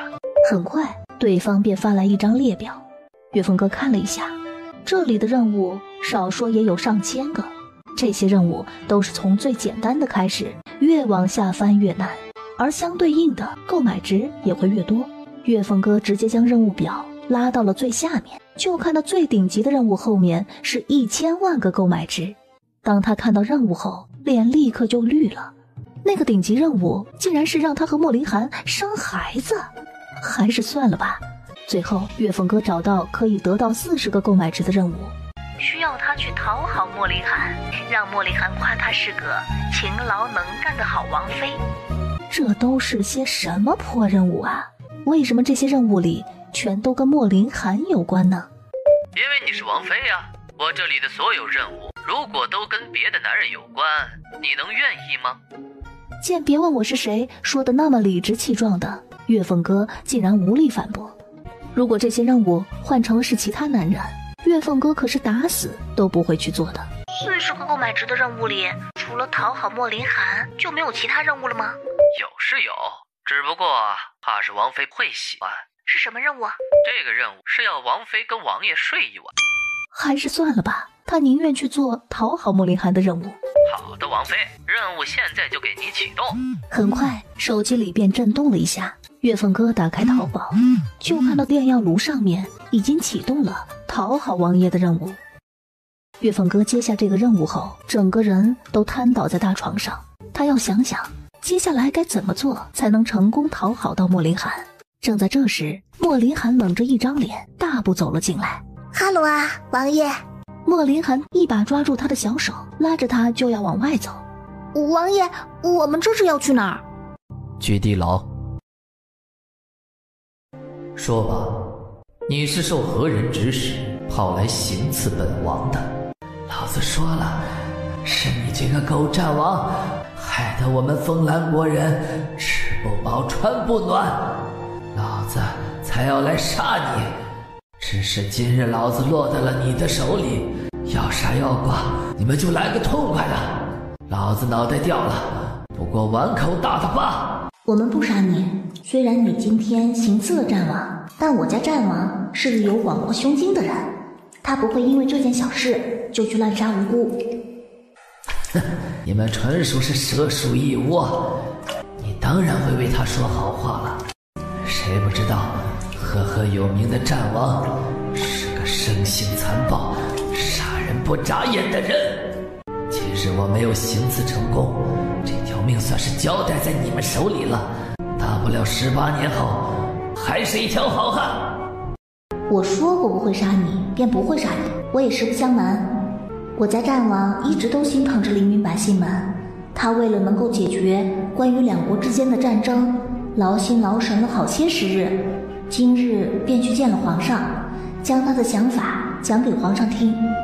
而皇上呢，也听取了王爷的意见，答应与风兰国停止战争，并且两国之间将来也会友好往来，以此来改善风兰国的艰难处境。你说的都是真的？我说的当然是真的，我身为战王妃，不会在这里跟你信口雌黄的。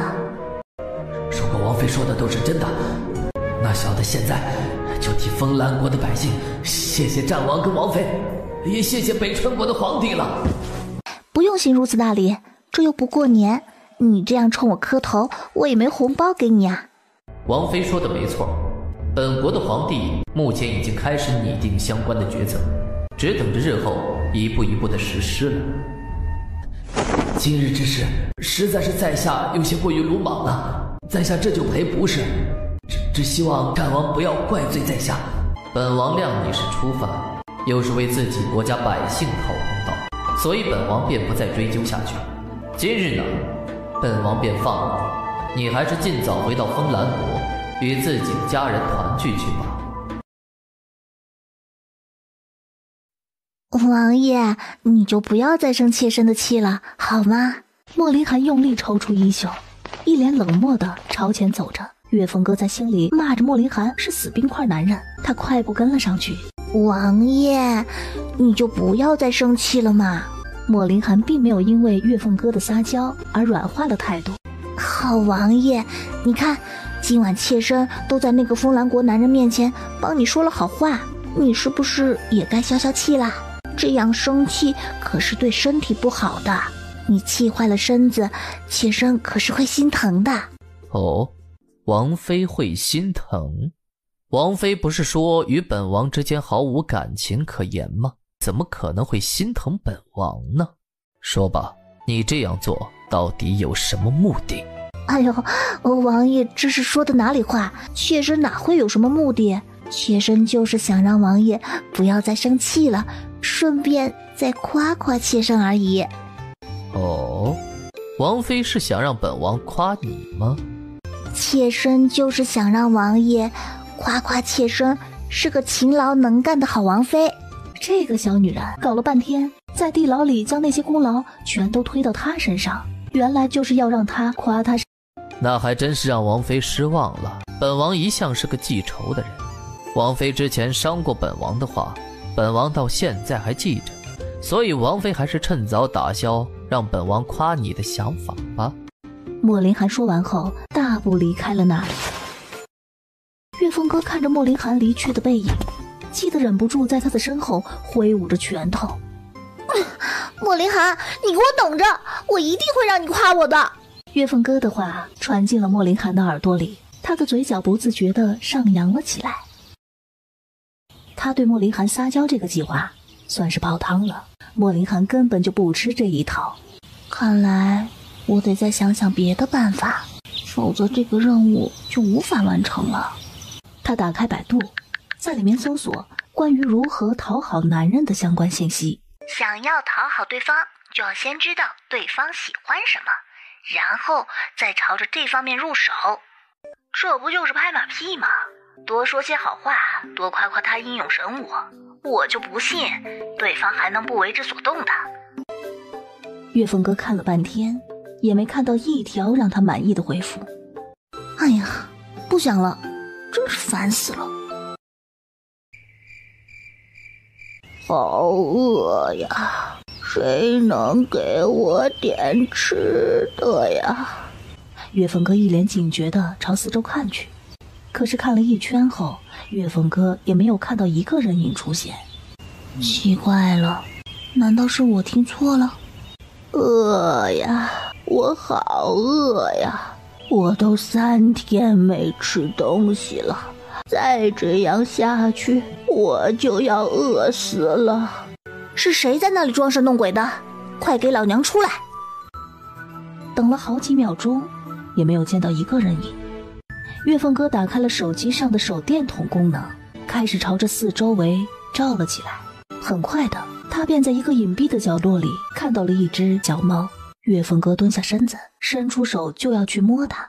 小猫冲着岳凤哥龇牙咧嘴的喵了一声：“拿开你的手，不然九爷可就咬你了。”天了噜啊！这只小猫居然会说人话！无知的人类，你不用这么看着九爷。要不是九爷3天没吃东西了，九爷才不会跑到你这里来。你叫什么名字？就叫九爷？快说，你叫什么名字？否则我就这样一直拎着你。九爷叫九饼，这是主人为九爷起的名字。给一只小猫取名叫九饼，它咋不叫9条或9万呢？你这个无知的人类，笑什么？九爷的名字难道不好听吗？九爷的身上有9块黑色毛发，不信你可以数数。所以主人便给九爷取了九饼这个名字。岳凤哥拎着小猫数了数，别说，它身上黑色的毛还真是有9块。你不是说你饿了吗？我待会儿给你弄点吃的。我告诉你啊，九爷可是有9条命的，你不可以在食物里下毒，否则等九爷醒过来后，一定会咬死你的。切，废话还真多。岳凤哥瞪了眼九饼，抱着他朝着厨房的方向走去。吃吧，保证这里面没下毒。当九饼终于填饱了肚子，他纵身上跃，又跳到岳凤哥的怀里。怎么，刚刚不是还很讨厌我的样子吗？现在又跳我怀里做什么？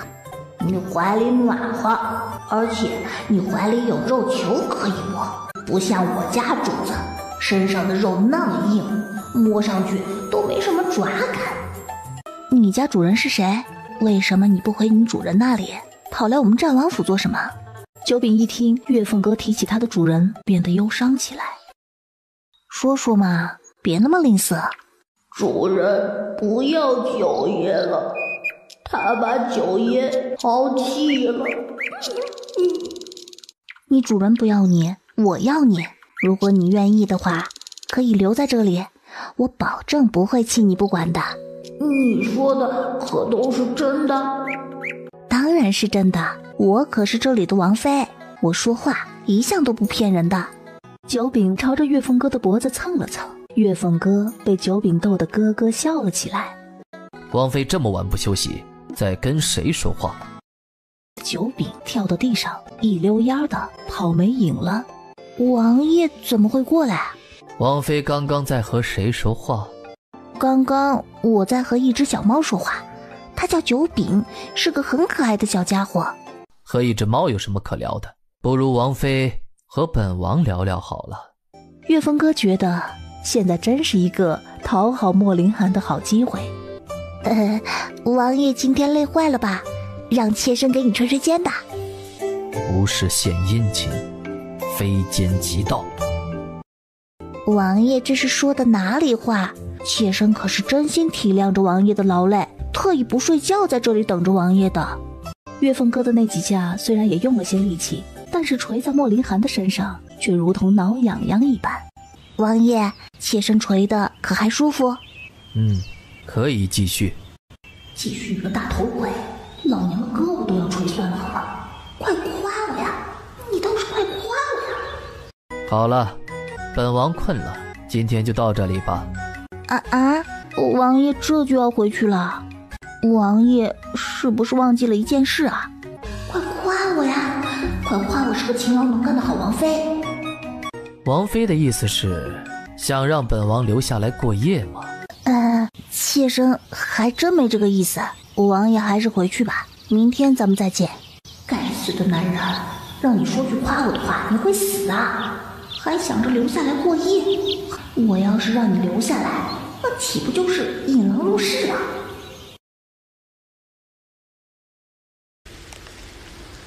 岳凤哥坐在椅子上，眼睛也慢慢的睁不开了，最后他索性趴在桌子上睡着了。也不知道睡了多久，岳凤哥只感觉到自己的身体飘起来了，紧接着他便被一堵肉墙包裹着。就在这时，一阵震动的声音响起。莫林涵拿出那个手机，莫林涵从未见过手中的东西。莫林涵，你这个大猪蹄子，你就不能夸夸我吗？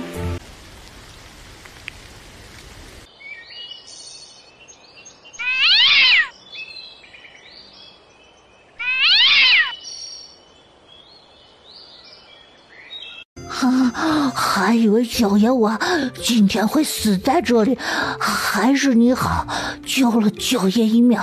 你放心吧，九爷以后一定会好好报答你的。你怎么这么不小心啊？如果我再来晚一步，恐怕你的小命就没了。哼，才不是九爷自己跳进去的，是那个臭女人把九爷扔进去的。哪个女人敢扔你啊？哈，还能有谁？就是你们府里的那个侧妃秦婉。这个秦婉还真是挨打没够。你的嘴怎么了？吃耗子药毒性发作了？你才吃耗子药了，你全家都吃耗子药了。那你的嘴又是怎么弄的？不用你管，自己玩去吧，我还有事要去处理。莫林涵，你昨晚到底对我做了什么？为什么我的嘴肿成这样？本王还能对王妃做什么？无非就是吻了王妃一下而已。只是吻了一下，能吻到肿成这样？你骗鬼的吧？王妃可要注意点自己的形象，别忘了你昨天吵着要本王夸你，如果你将本王惹生气了，本王可就不会如你所愿了。那个王爷，妾身可不敢惹王爷生气。哦，那王妃这一大早跑过来质问本王，又是何意呢？哎呦，王爷这是说的哪里话？妾身哪里有质问王爷？妾身只是一大早上没有见到王爷，想王爷了，这不就一大早上跑来这里想看看王爷吗？现在妾身已经看过王爷了，妾身这就告退了。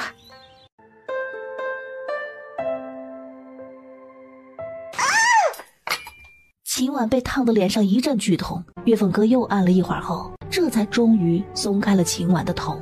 秦婉疼得哇哇大叫着。究竟是怎么回事？秦婉见莫林涵来了，她急忙跑过去。是岳凤哥，他一来就想害死妾身，刚刚他将妾身的脸按在了粥碗里，妾身的脸怕是毁容了。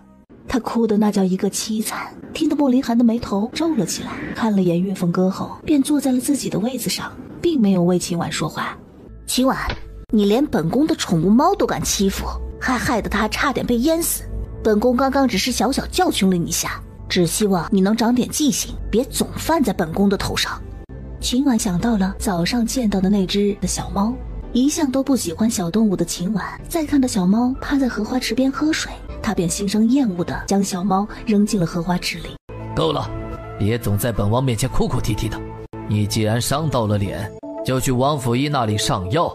秦婉狠狠地瞪了眼岳凤哥后，这才捂着脸跑了出去。刚刚究竟是怎么回事？岳凤哥耸了耸肩，一副不想说的样子。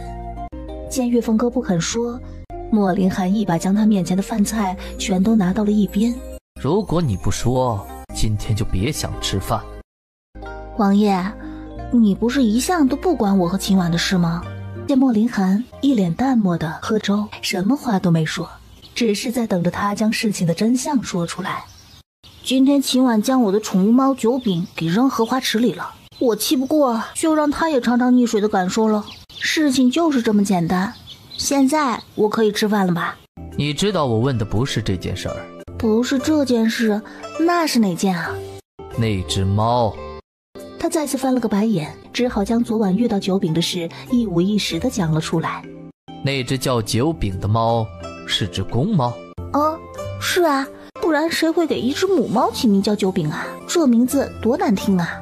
如果是只公猫，便不可以留在府里养。为什么？本王说了，因为它是公的。所以不能养。岳凤哥是彻底懵掉了，好半天他都没有回过神来。终于吃完了早饭，岳凤哥才终于变得聪明些。这个王爷要说他什么好啊，他竟然在吃一只小猫的醋。我的天哪，我今天什么事都没做，怎么就突然一下子多出了55个购买值啊？岳凤哥一点开购买值，他现在终于可以买炼药炉了。只是让岳凤哥没想到的是，这个淘宝系统似乎也跟秦婉有仇，该用什么理由再去欺负秦婉呢？二夫人，我家王妃正在休息，你不能进去。死贱婢，竟敢挡我的路，看我不打死你的！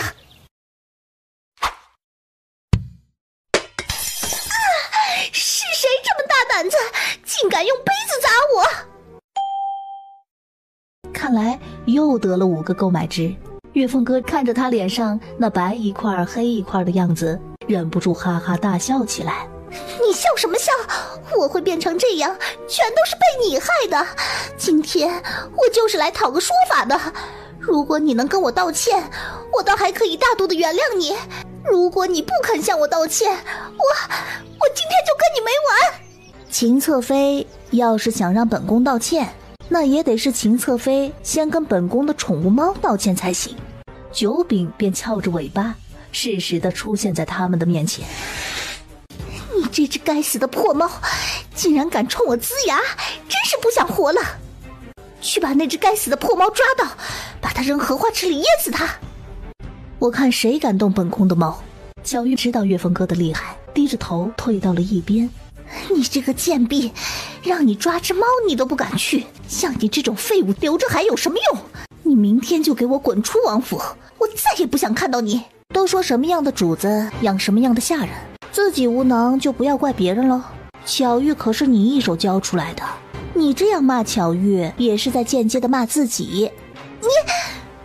你只是个侧妃，不要妄想着动不动用手指着本宫，小心本宫将你的手指头剁掉喂狗。岳凤哥的话说得非常狠，听得秦婉的心都跟着颤了一下。跟他道歉。秦婉冷哼着转过头，不去看九饼。我数3个数，必须向他道歉。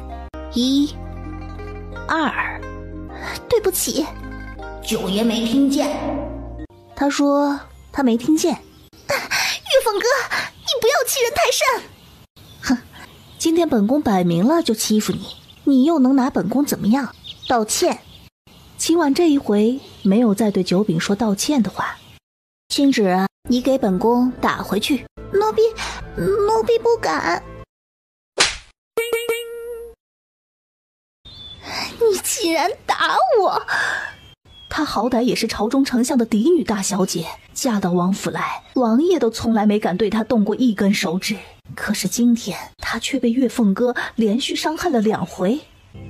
岳凤哥，别以为你是战王妃，我就不敢拿你怎么样。我今天就跟你拼了！岳凤哥只是向一边躲闪了一下，秦婉便扑了个空。现在的秦婉真是狼狈不堪到了极点，她趴在地上一动也不想动，只是一直在哭。主子，你没事吧？巧玉虽然嘴上这么说，可是心里却是狂笑不止。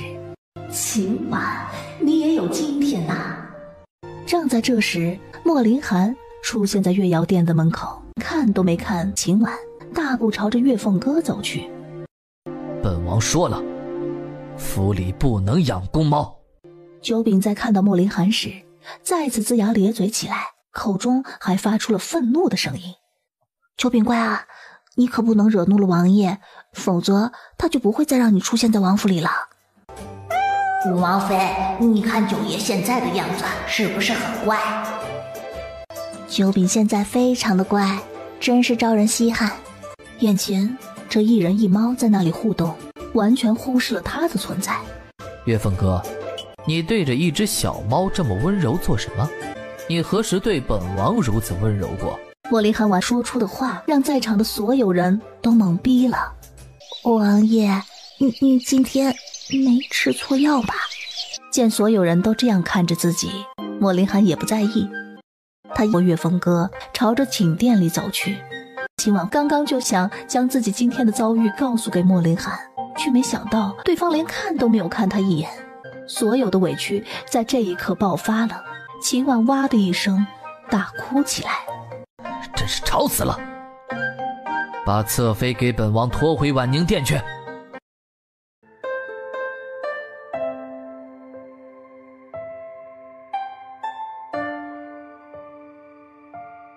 王妃，你这是炼制了什么？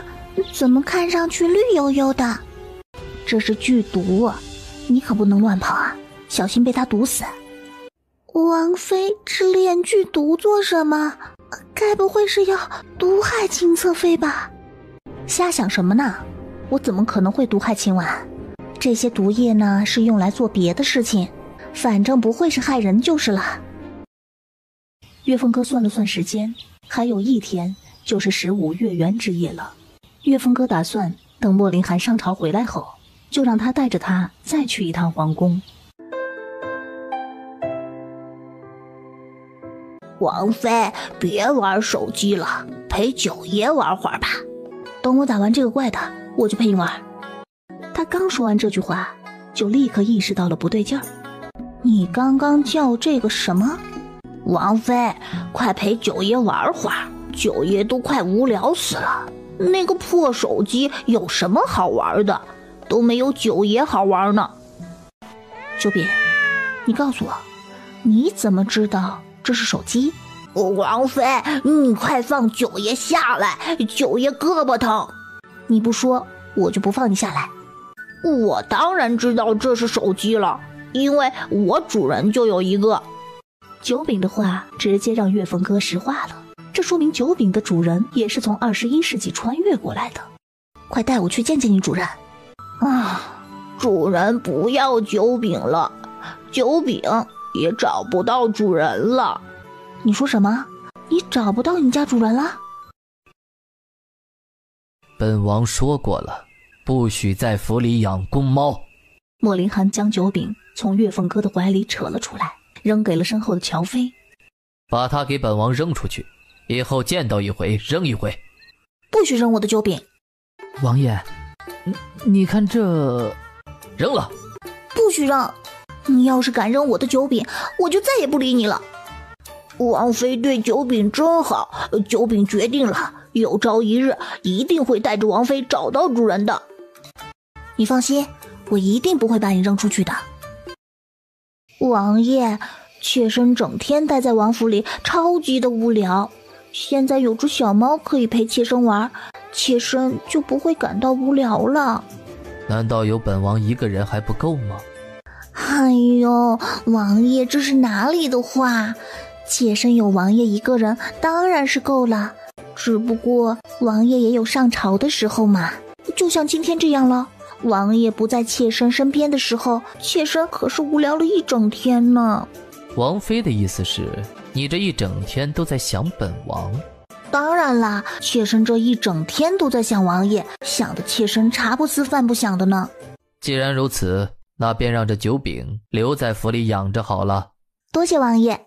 莫林涵被亲得愣了一下，他的脸瞬间红了起来。哎呦，真是羞死猫了。你看，王妃和王爷都在羞羞，咱俩是不是也该那啥了？哼，做梦去吧你！哎，小花，你别跑嘛，九爷一定会对你负责的。外面响起的这几声猫叫，让莫林涵顿时一阵火大。该死的九饼，本王改天一定要扒了你的皮，把你烤着吃。什么声音？岳凤哥见手机的事情怕是要瞒不住了，他只好将枕头下的手机拿了出来。这是什么？王爷还记得上次妾身被秦侧妃推入荷花池的事吧？那次妾身差一点就要溺水身亡，好在当时这个宝物救了妾身。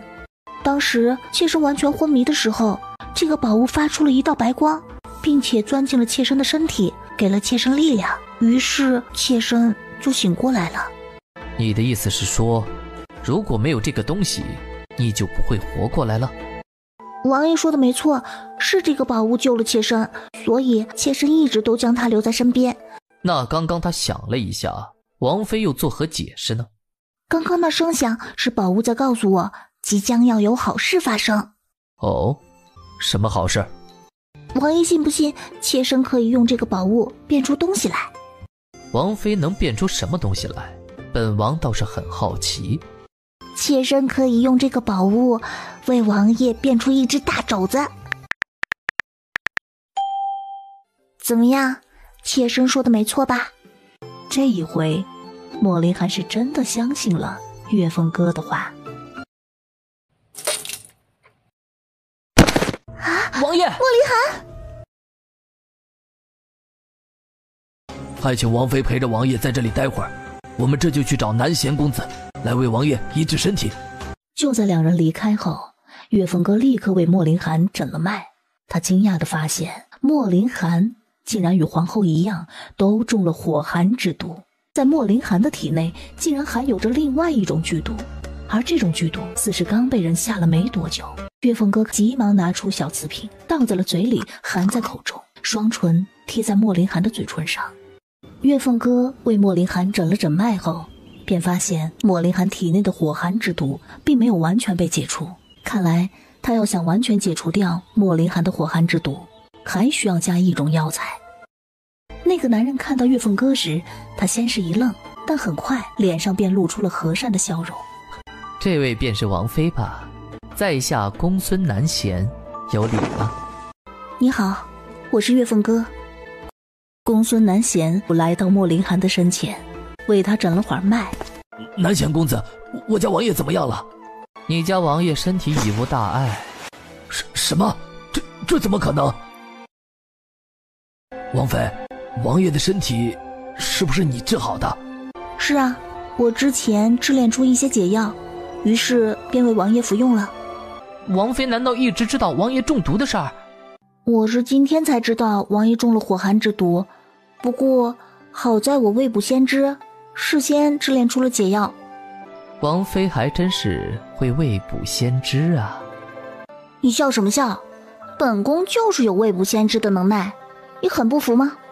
月凤哥一副不服来战的样子，逗得公孙南贤笑的是更大声了。公孙南贤，不许再笑话本王的爱妃。既然王爷现在的身体已无大碍，在下便也不便久留了。等等，今日的事儿还请南贤兄保密。这个请王爷放心，今日在下一直都待在静竹院，从来没有走出去过。多谢南贤兄。王爷，你体内的毒还没有完全解除，我需要再去王府医那里拿一些药材来制炼解药。让乔飞和谭毅去拿就行，爱妃还是留下来陪本王好了。莫林寒一口一个爱妃的叫着，让月凤哥禁不住起了一身的鸡皮疙瘩。现在爱妃是不是该说说，你是在什么情况下知道火寒之毒这件事的？月凤哥将皇后也中了火寒之毒的事讲了出来。所以那天去皇宫里，你和三皇帝交头接耳的，就是在说这件事儿？我们当然是在聊这件事啊，不然还能聊什么？王妃，这烟越冒越大，等一下咱们还能进去吗？你放心，这些烟呢，一会儿就自己消散掉了。王妃，这些烟怎么看上去这么奇怪啊？而且，为什么非要在这屋子里炼药？因为这些绿烟都是毒烟，可以清除一些八方阁里的毒瘴，所以我才选择在屋子里炼药。啊，毒烟！其实王爷体内的火寒之毒，一般的药是无法解除的，只有我炼制出的毒药才能解。之前我为王爷喝下的也是毒药。那么，八方毒瘴之气又是怎么回事？早在我来到八方阁的时候，我就已经闻到这里有毒瘴之气，只是当时急着救王爷，便没有把这件事说出来。啊，不过你们放心啊，这些毒瘴之气呢，对人的身体不会造成太大的伤害，只需要运用内功，便可以将这些毒素解除掉咯。不多时，8方阁里的烟就全都消散掉了。王爷，这瓶毒汁呢？你需要分3次服用。今天你体内已经服用过一些毒汁了，那么这瓶里的毒汁便需要等到你完全排泄掉才能服用。也就是说呢，你可以后天再开始服用。月凤哥开始要制炼出另一种解药了。不多时，炼药炉响起了啪的一声，紧接着它下面的火也跟着熄灭了。今晚你再服用这颗药丸。这是用来做什么的？王爷体内不止一种火寒之毒，他在最近3日内还被人下了另外一种毒，而这颗药丸便是另一种毒的解药。你说什么？王爷又被下了毒？他什么时候被人下了毒？他自己怎么不知道？这件事他一定要查出来，到底是谁在下毒害他。凤哥拿出手机便玩起了那个叫血迷之城的游戏。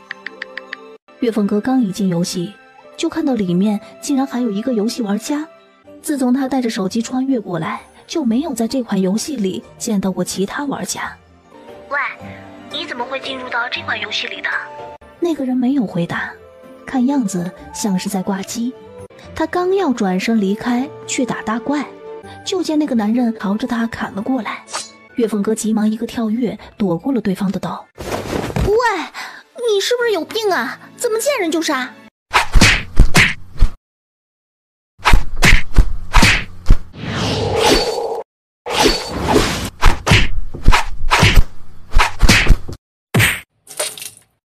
起来，再继续打。不打了，在下甘拜下风。看着对方说话的语气不像是现代人，可是能玩得了这款游戏的人也不可能是古代人。你到底是什么人？为什么会进了这款游戏里？没想到你连在下是谁都已经忘了，还真是个薄情寡义的女人啊！既然在下已经落到了你的手里，要杀要剐，悉听尊便。这人是不是有病啊？只是玩个游戏而已，至于做出这么一副大义凛然的样子吗？你不许杀我哥哥！你这个薄情的坏女人，不许杀我的哥哥，否则我一定不会放过你的。喂，我说二位，这只不过是个游戏而已，你们至于这么认真吗？大不了你们被我杀死了，回到新手村里，再跑过来不就完事了吗？还一口一个薄情的女人来骂我认识你们是谁呀？真是有病！你把杀人当游戏，哼，难怪你会这么冷血无情，害得我哥为了你不惜被困在这里出不去，而我不想看到哥哥自己孤独的守在这里，于是我也进入到这里陪伴着哥哥。你在说什么？我怎么一个字都听不懂啊？月凤哥，你少在那里装蒜！你难道真忘了我们是谁吗？月凤哥没有说话，他是真不知道他们是谁。我们走吧。月凤哥，你将来一定会后悔的。游戏没玩好，还惹了一肚子气。月凤哥直接关掉游戏，把手机扔到了一边。真是两个病得不轻的家伙。王妃，九爷今天干了一件天大的事儿，你想不想听？不想听。王妃，你就听听嘛，你不听的话，九爷会憋出内伤的。月凤哥闭上眼睛，选择无视这只小猫。你不说话，九爷就当你想听喽。其实九爷想说的是，今天九爷把小花给办了。直到这时，九饼才发现月凤哥似是在生气。王妃，你好像在生气啊，能告诉九爷是什么事儿吗？九爷帮你分析分析。他不打算理会九饼，可是架不住九饼总在他耳边念叨，这才说出手机游戏里那两兄妹如何有病，如何骂他薄情寡义的事。王妃，按照你刚刚所说，九爷觉得他们似乎不是游戏里的人，反倒是像是生活中的人。被九饼这么一说，月凤哥也觉得似乎有这么点意思。王妃，你可以好好回忆一下，是不是真的认识他们两人？否则的话，他们又怎么会直呼你的名字呢？岳凤哥想了很久，他实在是想不起来这两个人物。王妃，你是不是有什么发现？我发现刚刚游戏里那两兄妹好像是真人，而不是游戏里的人物。哦，我知道了。刚刚你说他们被困在里面，兴许他们都是真人，只是触碰了什么机关，结果就被困在游戏里出不来了。听了九饼的话后，岳凤哥越想越觉得玄妙。他虽然不信什么迷信，可是他既然都可以带着手机来穿越，那别人为什么就不能直接进入到游戏里呢？可是他们说认识我，可我却根本不认识他们呢。王妃再仔细想想，是不是哪里遗漏了？又或者说是他们认错人了？对呀，也许那两个人根本就是认错人了。他们所说的人不是他，而是这个身体的前身，只是在前身的记忆里，他是一点印象都没有。九扁，你真是一只聪明的猫。那是，也不看看九爷是谁。九爷可是全天下最聪明的猫。对，你最聪明。走啦，找我家小花亲进去。岳凤哥先拿过手机，又进入了玩游戏，却并没有看到那两兄妹。我是岳凤哥，那两兄妹，你们在哪儿？来南风城，我有事要找你们。什么声音啊？怎么这么吵？岳凤哥，你少在我们兄妹面前装死，你最擅长装死了。上回是这样，这回你还是这样。你终于看醒过来了，我还以为你会一直装睡到死呢。你们到底是谁？我并不认识你们。你在说什么胡话？你会不认识我们？岳凤哥，你少跟我们装蒜。当年是你一直缠着我哥，说非要嫁给我哥的。可是现在你倒好，远嫁到了北川国，害得我哥跑到这个鬼地方受罪，你却去那边享福享乐去了。你真是好狠的心呐！抱歉，二位，我因为之前骑马时不小心落马摔坏了脑子，所以导致有一部分的记忆丢失了。所以对于你们两个到底是谁，我是真的想不起来了。岳凤哥，你害得我们兄妹二人被困在这个鬼地方出不去，结果你却又开始跟我们装失忆，你还要不要脸？不要以下犯上，她毕竟是咱们雪域国的公主。哥，你怎么还在帮她说话？够了！男人不想再说什么，转身就要离开。你们等等，我想咱们之间一定是有什么误会，还希望你们能把这件事说明白。你们是怎么进入到这里的？看来你是真的不记得我们了。哥，你别信他的鬼话，他都是装出来的。公主既然是忘了我们，那便忘了吧。至于我们为何会进入到这里，怕是也不用再告知公主了。公主保重，我们就此别过。岳凤哥呆呆地看着手机屏幕，这两兄妹被困在这里，看样子是无法走出去的。无双机关已被启动，请穆言辰、穆言墨两兄妹尽快通关，否则你们会一直被困在无双机关中。岳凤哥知道无双机关是一个非常难通过的机关，想要通过这一关是需要组队，并且让午休值级别高的人去带，单凭那两兄妹的级别是根本无法通过这关的。岳凤哥有些犹豫，他要不要去帮助这两兄妹？可是想想那个叫穆言若的少女刚刚对他冷嘲热讽的样子，他又不想去管他们了。先让他们在里面吃点苦头也好，等到他们实在无法通过这关时，他再去帮。王爷，妾身有件事想问问你。你说。王爷认识穆言辰和穆言若两兄妹吗？他没想到岳凤哥突然之间会提起穆言辰那个男人。你打听他们做什么？难道你还想和穆言辰旧情复燃？别忘了，你现在是本王的王妃，本王不允许你心里还想着别的男人。这么说，王爷是知道穆言辰和穆言若了？王爷能具体说说他们吗？莫林寒见岳凤哥如此兴奋，他心里的怒意更重了。好王爷，你就告诉妾身嘛，妾身是真的很想知道。不过王爷千万不要乱想，妾身可不是想跟他旧情复燃才问的。王爷，你和王妃刚刚的谈话不小心被我听到了，我只想说，像王妃这样不守妇道的人就应该早点休了才是。也不知道他是真傻呢还是真傻呢，他难道看不出来莫林寒现在很生气吗？来人呐！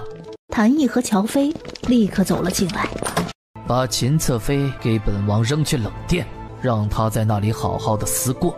没有本王的允许，秦侧妃不许离开冷殿半步。王爷，你不可以这样对我，我到底做错了什么？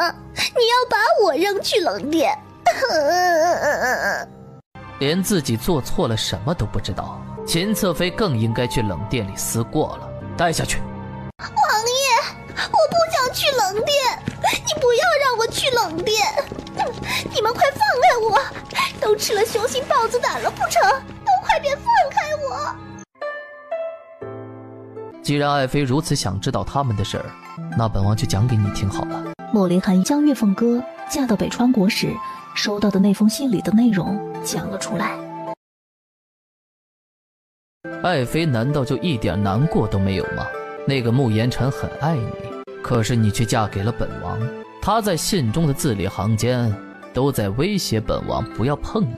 爱妃在听了这些后都没有什么想法吗？妾身完全没想法，妾身只是想知道王爷对那个慕言辰还了解多少。莫林寒告诉月凤歌，他其实对慕言辰和慕言若也不是很了解。那年月凤歌远嫁到北川国时，慕言辰不但给他写了封信，还专门派人来这边监视莫林寒的一举一动。当时莫林寒抓到那个监视他的人后，才知道原来对方是慕言辰派来的。他没有将那个人关入大牢，而是直接派人将对方押回到了雪域国境。他还让那个人回去禀告慕言辰，他莫林寒不会爱上月凤歌的，这辈子更不会动月凤歌一根手指头。后来便再也没有慕言辰的任何消息传过来，而那个叫慕言若的人，莫林寒就只知道她是慕言辰的妹妹，其他的就不知道了。看来这个身体的前身跟慕言辰之间恐怕真的有那么一段美好的爱恋。战王和王妃来了，哈哈哈！战王、王妃，楼上请。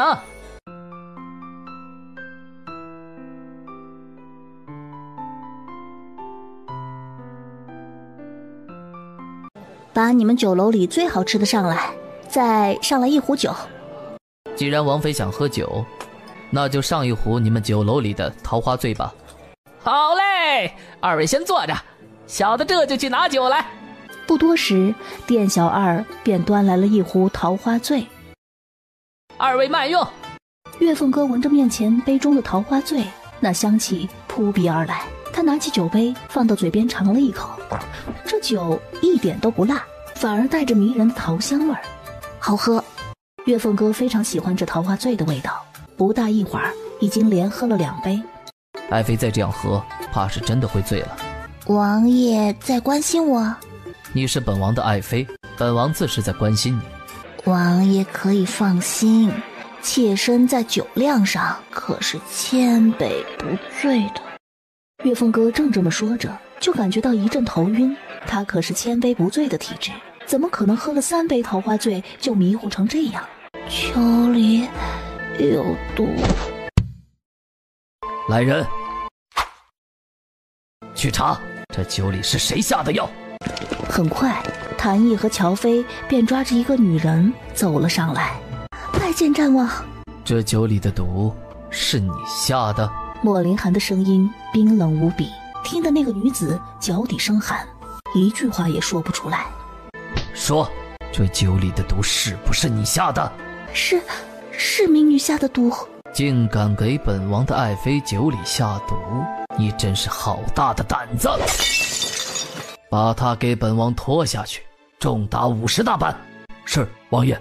王爷饶命啊！小女子只是一时糊涂，才犯下了这种错误，还请王爷饶过我吧。表哥救我啊！表哥！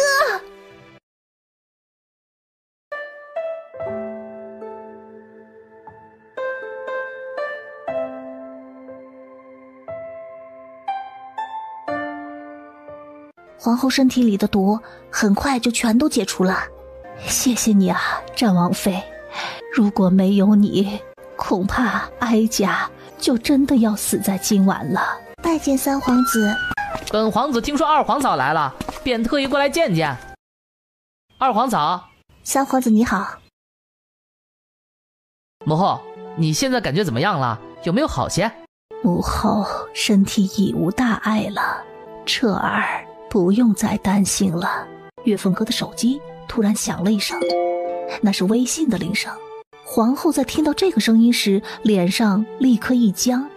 那个皇后，这里已经没有妾身什么事了，妾身这边回去了。慢着，王妃，刚刚那是什么声音？莫不是手机的铃声？皇后刚刚说了什么？她没有听错吧？皇后刚刚是真的提到了手机铃声吗？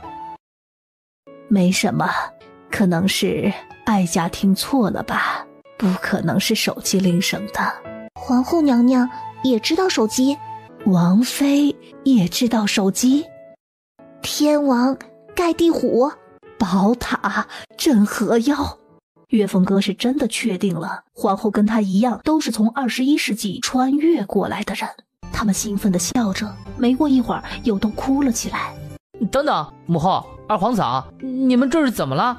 怎么好像多年不见似的？还有，你们刚刚说的手机又是个什么玩意儿？身为莫玄车的母亲，皇后也不想隐瞒什么。她告诉莫玄车，她和岳凤哥都不是这个世界的人，而是来自21世纪。岳凤哥也开始怀念起他现代的家。他拿出手机递给皇后。他已经10多年没有见过手机了。在这古代的世界里，一切的事物都变得很慢节奏。原本他在现代的时候便是一家公司的女总裁，可是一次车祸夺走了他的生命，让他穿越到了这个地方。那时候他并不得皇帝的宠爱，他是一步一步的在皇宫里扎下脚跟，最后得到了皇帝的宠爱，成为了皇后。听了皇后的讲述，岳凤哥真是由衷的佩服起这个皇后来。很遗憾，慕言辰和慕言若，由于你们2人在无双关卡里触碰了机关，导致关卡重置，你们2人将终身无法走出无双关卡。如果他不出手相救，那2兄妹这辈子都要被困在这个雪迷之城里了。周扁，你不是去找你的小花了吗？怎么又回来了？九爷，我刚刚偷亲了小花一口，怕被他挠到，便跑回来了。岳凤哥被九饼的话逗笑了。王妃，你在玩什么呢？这个地方九饼怎么好像来过似的？那可是个游戏呀！你确定你来过这里？九爷想起来了，九爷曾经跟着主人在雪域国的时候就进入过这个地方。你是说这个雪迷之城是在雪域国的境内？没错，而且这个地方是雪域国的人专门历练武功的地方。从这里走出来的人，武功修为都会达到魔皇的等级。这一回岳凤哥是彻底惊呆了。很遗憾，慕言辰和慕言若，由于你们2人又一次触碰了机关，导致机关混乱，无双关卡将永久性关闭，你们自求多福吧。哥，我们怎么办？刚刚这2回都是我不小心碰到了机关上，如果咱俩一直被困在这里，咱俩肯定会死在这里的。妹妹，先别急，我们再想想别的办法。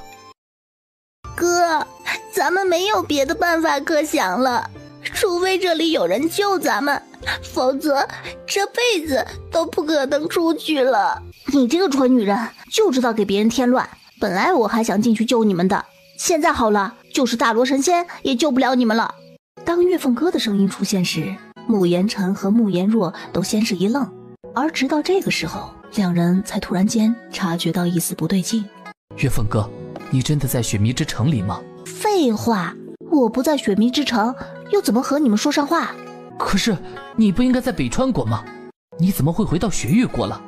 难道是莫凌寒对你不好，你们和离了？你才和离了，你们全家都和离了。月凤哥，你说什么呢？我不许你骂我哥和我全家。月凤哥，你有办法让我们从这个关卡里面出去吗？本来我是有办法的，不过现在这道关卡已经被某个蠢女人破坏了，我也没办法了。月凤哥，你骂谁是蠢女人呢？我告诉你，你别太嚣张，等我和我哥出去了，一定会找你算账的。既然你这么大本事，那你就自己想办法出来吧。月凤哥，咱们之间曾经有过很多的不愉快，我妹也是心疼我，才会这样对你出言不逊。作为大哥的，我在这里向你道歉了，只希望你不要和他计较为好。哥，你干什么向他道歉？我又没说错什么，是他先骂人的，我只不过是反击回去而已。月凤哥，咱们之间即使有着再多的不愉快，我都希望你在这个时候能放下过往，告诉我要如何走出这道无双关卡呀。王妃，其实这道关卡我和我家主人曾经进入过，而且当时是我不小心触碰了2次机关，造成无双关卡彻底关闭了。后来还是我家主人想办法出去的。是什么办法？说来听听。这个无双关卡里是不是有座古墓？我家主人当时带着我进入到古墓里后，便看到了一口棺材。等我家主人把棺材移动后，就看到下面一条通道，而那条通道便是离开无双关卡的通道。看来他还是高估了自己在月凤哥心中的地位，也许对于月凤哥来说，他根本就什么都不是。慕言辰，你现在已经走到什么地方了？我俩现在在雨林谷。雨林谷离那座古墓还有一段距离，于是他便让慕言辰朝着左边的方向走。哥，你不能听月凤哥的，他害你害得还不够吗？他这次也一定是想害死咱俩，才在那里乱说的。你也不想想，他来都没有来过这里，他又怎么知道应该往哪里走？他觉得慕言若说的也很有道理，毕竟月凤哥都是一个不会武功的人，他又怎么可能会走进雪迷之城来历练呢？月凤哥，你少在那骗我们，你根本就没来过这里，又怎么知道如何救我们？我看你就是想害死我俩，好永绝后患吧。哼，慕言辰，我是不是想害你们？你问问你自己的心就知道了。还有就是，我不但来过这里，我还不止一次的来过这里。如果你不相信我，那我也没办法了，你们自求多福吧。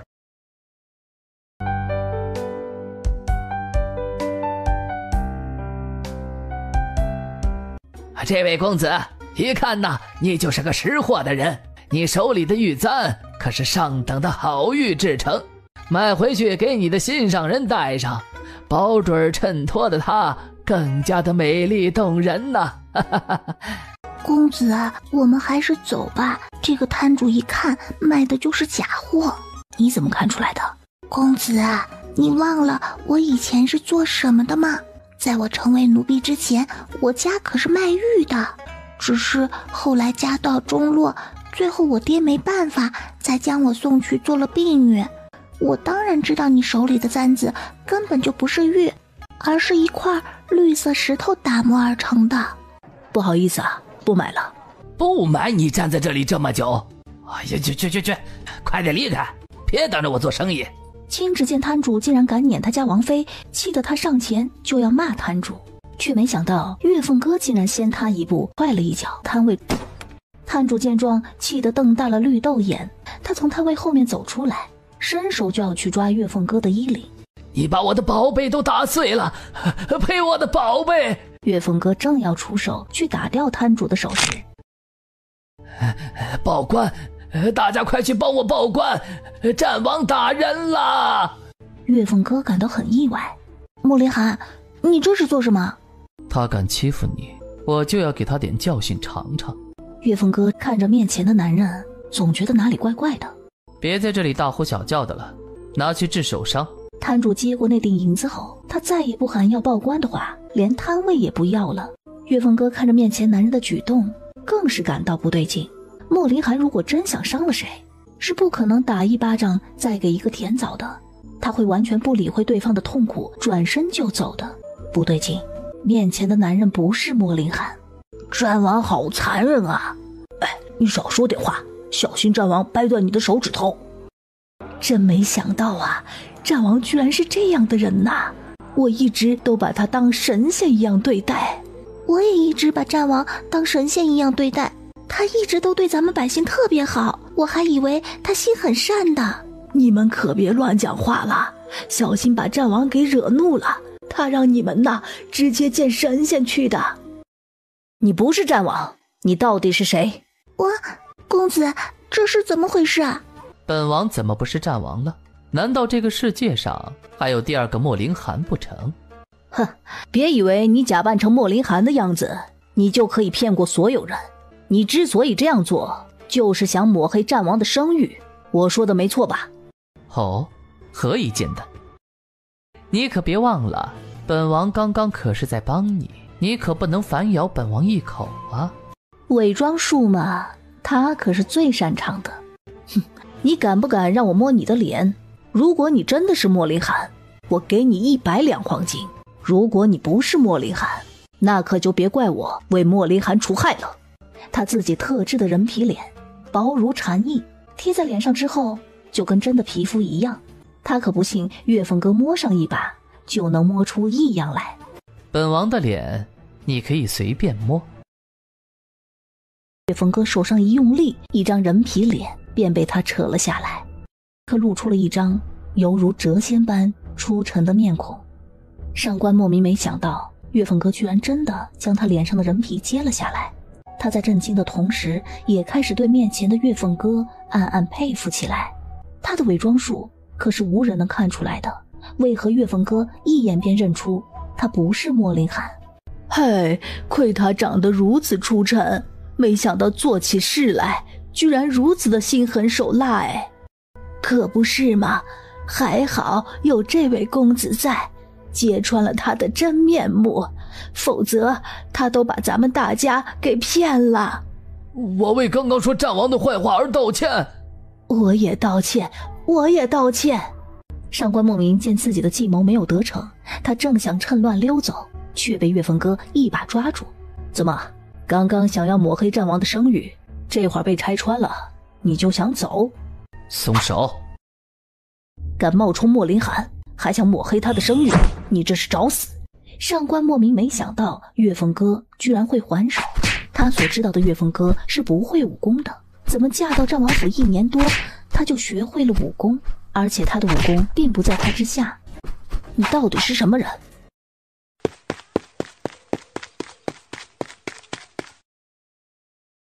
跑啊！你不是很能跑的吗？上官莫名狠狠瞪了眼月凤哥，他现在很确定眼前的这个人就是月凤哥没错了。这种粘着人不放的劲儿，除了月凤哥之外，全天下已经找不到第2个人了。我说月凤哥，我是杀了你全家呢，还是抢了你男人？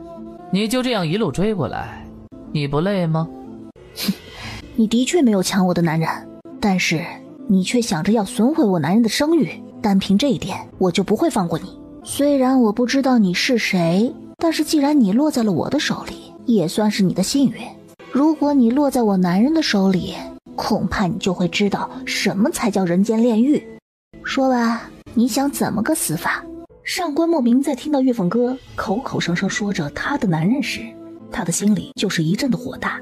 看来他在北川国过得很滋润了，可是却苦了慕言辰，到现在还被困在雪迷之城里无法出来。这一切都是月凤哥的错，如果不是他从一开始就缠着慕言辰，慕言辰也不会渐渐爱上他。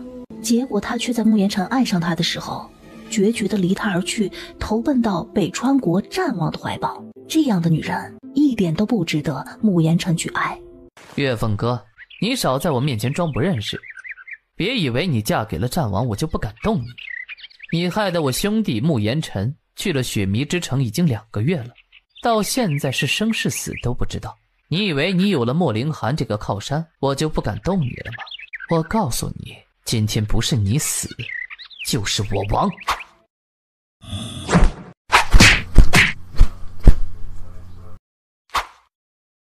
他一个躲闪不及，就被那块石头砸中。你真是个恶毒的女人！你竟然打我这张俊美无愁的脸！他看到自己吐血了，急忙把手拿了下来，就看到手上是半张破掉的脸皮。好在这半张脸皮也是一张人皮脸。岳峰哥目不转睛地看着上官莫名，眉头也禁不住皱了起来。他对上官莫名的真实面目总是有一种熟悉的感觉，可是他又怎么也想不起来。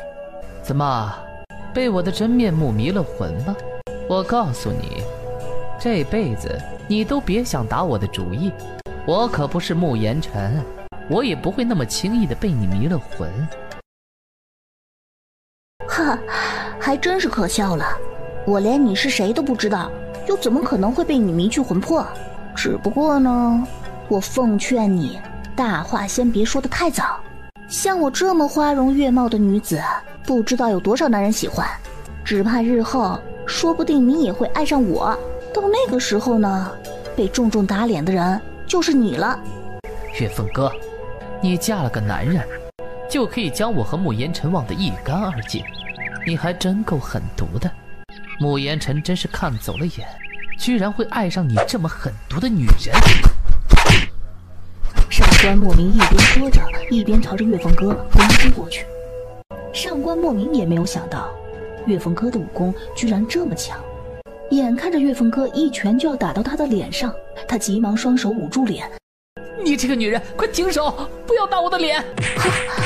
刚刚你不还是一副不可一世的样子吗？怎么这会儿就开始求饶了？停着，我不和你打了，好男不和女斗，我今天算是认栽了。说吧，你到底是谁？为何要次次找我的麻烦？岳凤哥，我真没想到你可以在短短1年多内就将我和慕言辰忘记，你还真是让我刮目相看了。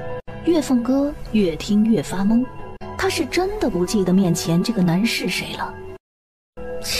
我早就跟慕言辰说过，你这个女人根本就不适合他，你之所以会一直黏着他，也完全是因为你身边的男人太少了，所以你才抓着慕言辰不松手。而现在你有了战王，便很快将我们遗忘在脑后，这是我早已经猜到的事情，只是没想到你竟然还跟着战王学了武功。今天我算是栽到你手里，算我上官未明倒霉，我认了。岳凤哥不想再与他有所瓜葛，他在上官莫名的身上点了下穴后，这才转身不离去。啊，你怎么在这里啊？你不是去皇宫里见皇上了吗？莫凌寒告诉岳凤哥，他从皇宫里出来就听到传闻，说有人在大街上抹黑他的声誉。当他所乘的马车来到闹市街上时，却被亲旨拦下。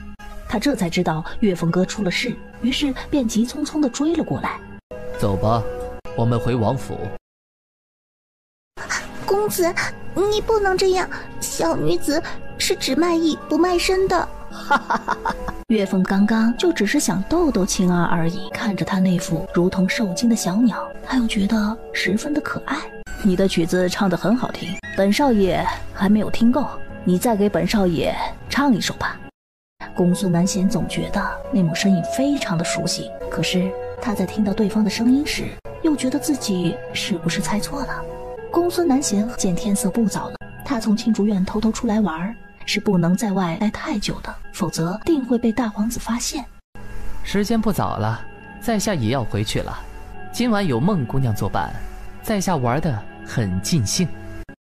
当公孙南贤走出屏风时，他刻意地朝着那抹身影看去，这是一张非常陌生的脸，并不是他所认识的岳凤哥。岳凤哥喝了口茶水，正想要让晴儿再唱一曲时，房门却被人从外面突然打开。一个身材矮胖矬的男子走了进来。小甜心，原来你在这里呢，本少爷找的你好苦啊！救命啊！你放开我！岳凤哥坐在那里看着这一切，却没有出手相救的意思。公子救我！此男才注意到这间屋子里还有别人。告诉你，这丫头是老子的，今晚她为你献唱的时间已经过了，接下来的时间便是老子的。你现在立刻给老子滚蛋，否则老子就对你不客气了。谁说他为我献唱的时间过了啊？本少爷可是包了他1晚上的时间，这间屋子是本少爷定下的，你擅闯进来，已经让本少爷很生气了。如果你再不滚出去，本少爷定会让你后悔来人间走这一回。这男子哈哈大笑起来。岳凤哥拿起茶杯，朝着男子的嘴上飞了过去。他一口气没上来，剧烈的咳嗽起来，也没有松开抓着晴儿的手。岳凤哥是最看不上这样的男人，他抬起一脚，朝着男子的胯部踹了过去。男子捂着胯部缩在那里哀嚎起来：“来人，快来人呐！”几个彪形大汉从外面走了进来。都给老子上！我扒了这个臭小子的皮！岳凤哥只是几下子便将那几个大汉打趴在地上。你这该死的臭小子，你知道老子是谁吗？老子说出来会吓死你！老子乃是秦丞相的大儿子秦松，今天你不但踹了老子，还抢了老子的女人，你等着，老子一定会让你知道得罪老子下场有多悲惨！晴儿，多谢公子的相救之恩，如有来生，晴儿一定会做牛做马来报答公子的。你不用这样谢我，如果你真想报答我的话，也不用下辈子，就这辈子报答我好了。他以为自己刚刚脱离了秦松这个大坑，结果又掉进一个深渊里。你不要想歪了，我可不是秦松，我对女人呐不感兴趣。可是公子刚刚不就……哈哈，刚刚本公子只是在与你开玩笑，逗弄你一番而已。晴儿长得水灵漂亮，小小的年纪却要在这万花楼里以给人唱小曲为生，这里鱼龙混杂，只怕晴儿再在这里待下去，很难再保持清白之身。岳凤哥决定了，他要为晴儿赎身。万花楼里的妈妈看到岳凤哥从房间里出来，哎呦，这位公子啊，这是要带晴儿去哪儿啊？晴儿可是卖艺不卖身的，本公子要为晴儿赎身。怕是这位公子不知道吧？晴儿呢，虽然在这里卖唱，可是她的身价却是很高啊，恐怕你出不了那么多的钱。妈妈，这是什么意思？你是怕我没钱不成？妈妈接过钱袋看了一眼，这些钱怎么说也有500两，别说是赎晴儿的身，就是买下孟西兰这个头牌1整个月。怎么样，这些钱够吗？表姨，这段时间以来都是你在一直照顾着晴儿，晴儿非常感激你，刚刚是这位公子救了晴儿，从今往后晴儿就是做牛做马也会报答这位公子的恩情的。其实啊，晴儿这孩子身世可怜，他有个好赌成性的爹，他之所以会在这种地方卖唱，完全是在为他那个爹还赌债呀。我身为他的表姨，也只能想办法保护他不受欺负，却是拿这件事一点办法也没有啊。晴儿，我保证你跟了我之后，不用再为任何人卖唱，而且生活要比现在好上100倍1000倍。你愿意跟我走吗？我愿意跟着公子走。好，既然如此，本公子便为你赎了身。妈妈，这些钱你都拿着，算是为晴儿赎身的钱，剩余的你自己留着。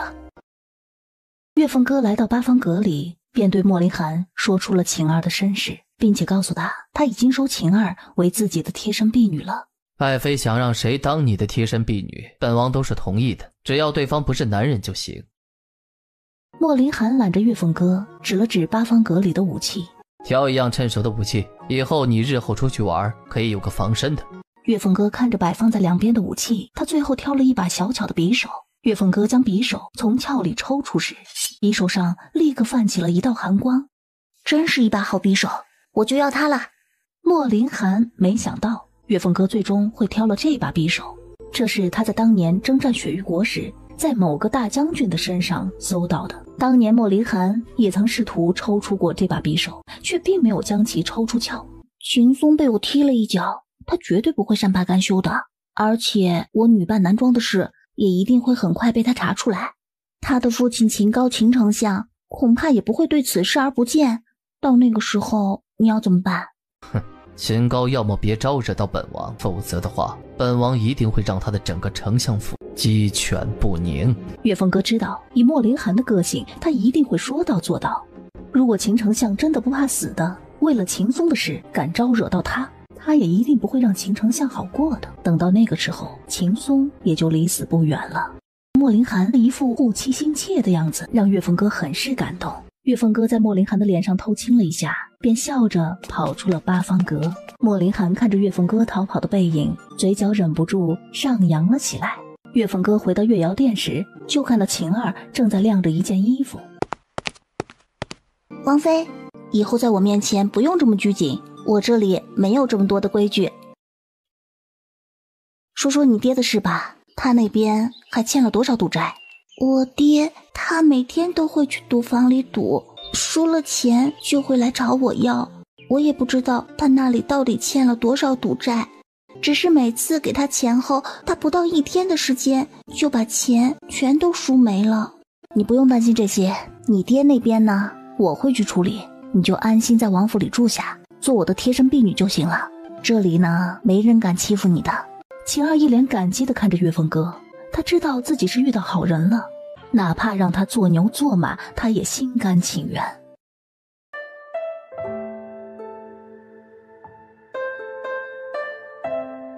岳峰哥在新闻里看到关于他2个哥哥的消息，大哥岳晨云的公司又成功的并购了一家规模不算小的企业，成为了商界的3大巨头之一。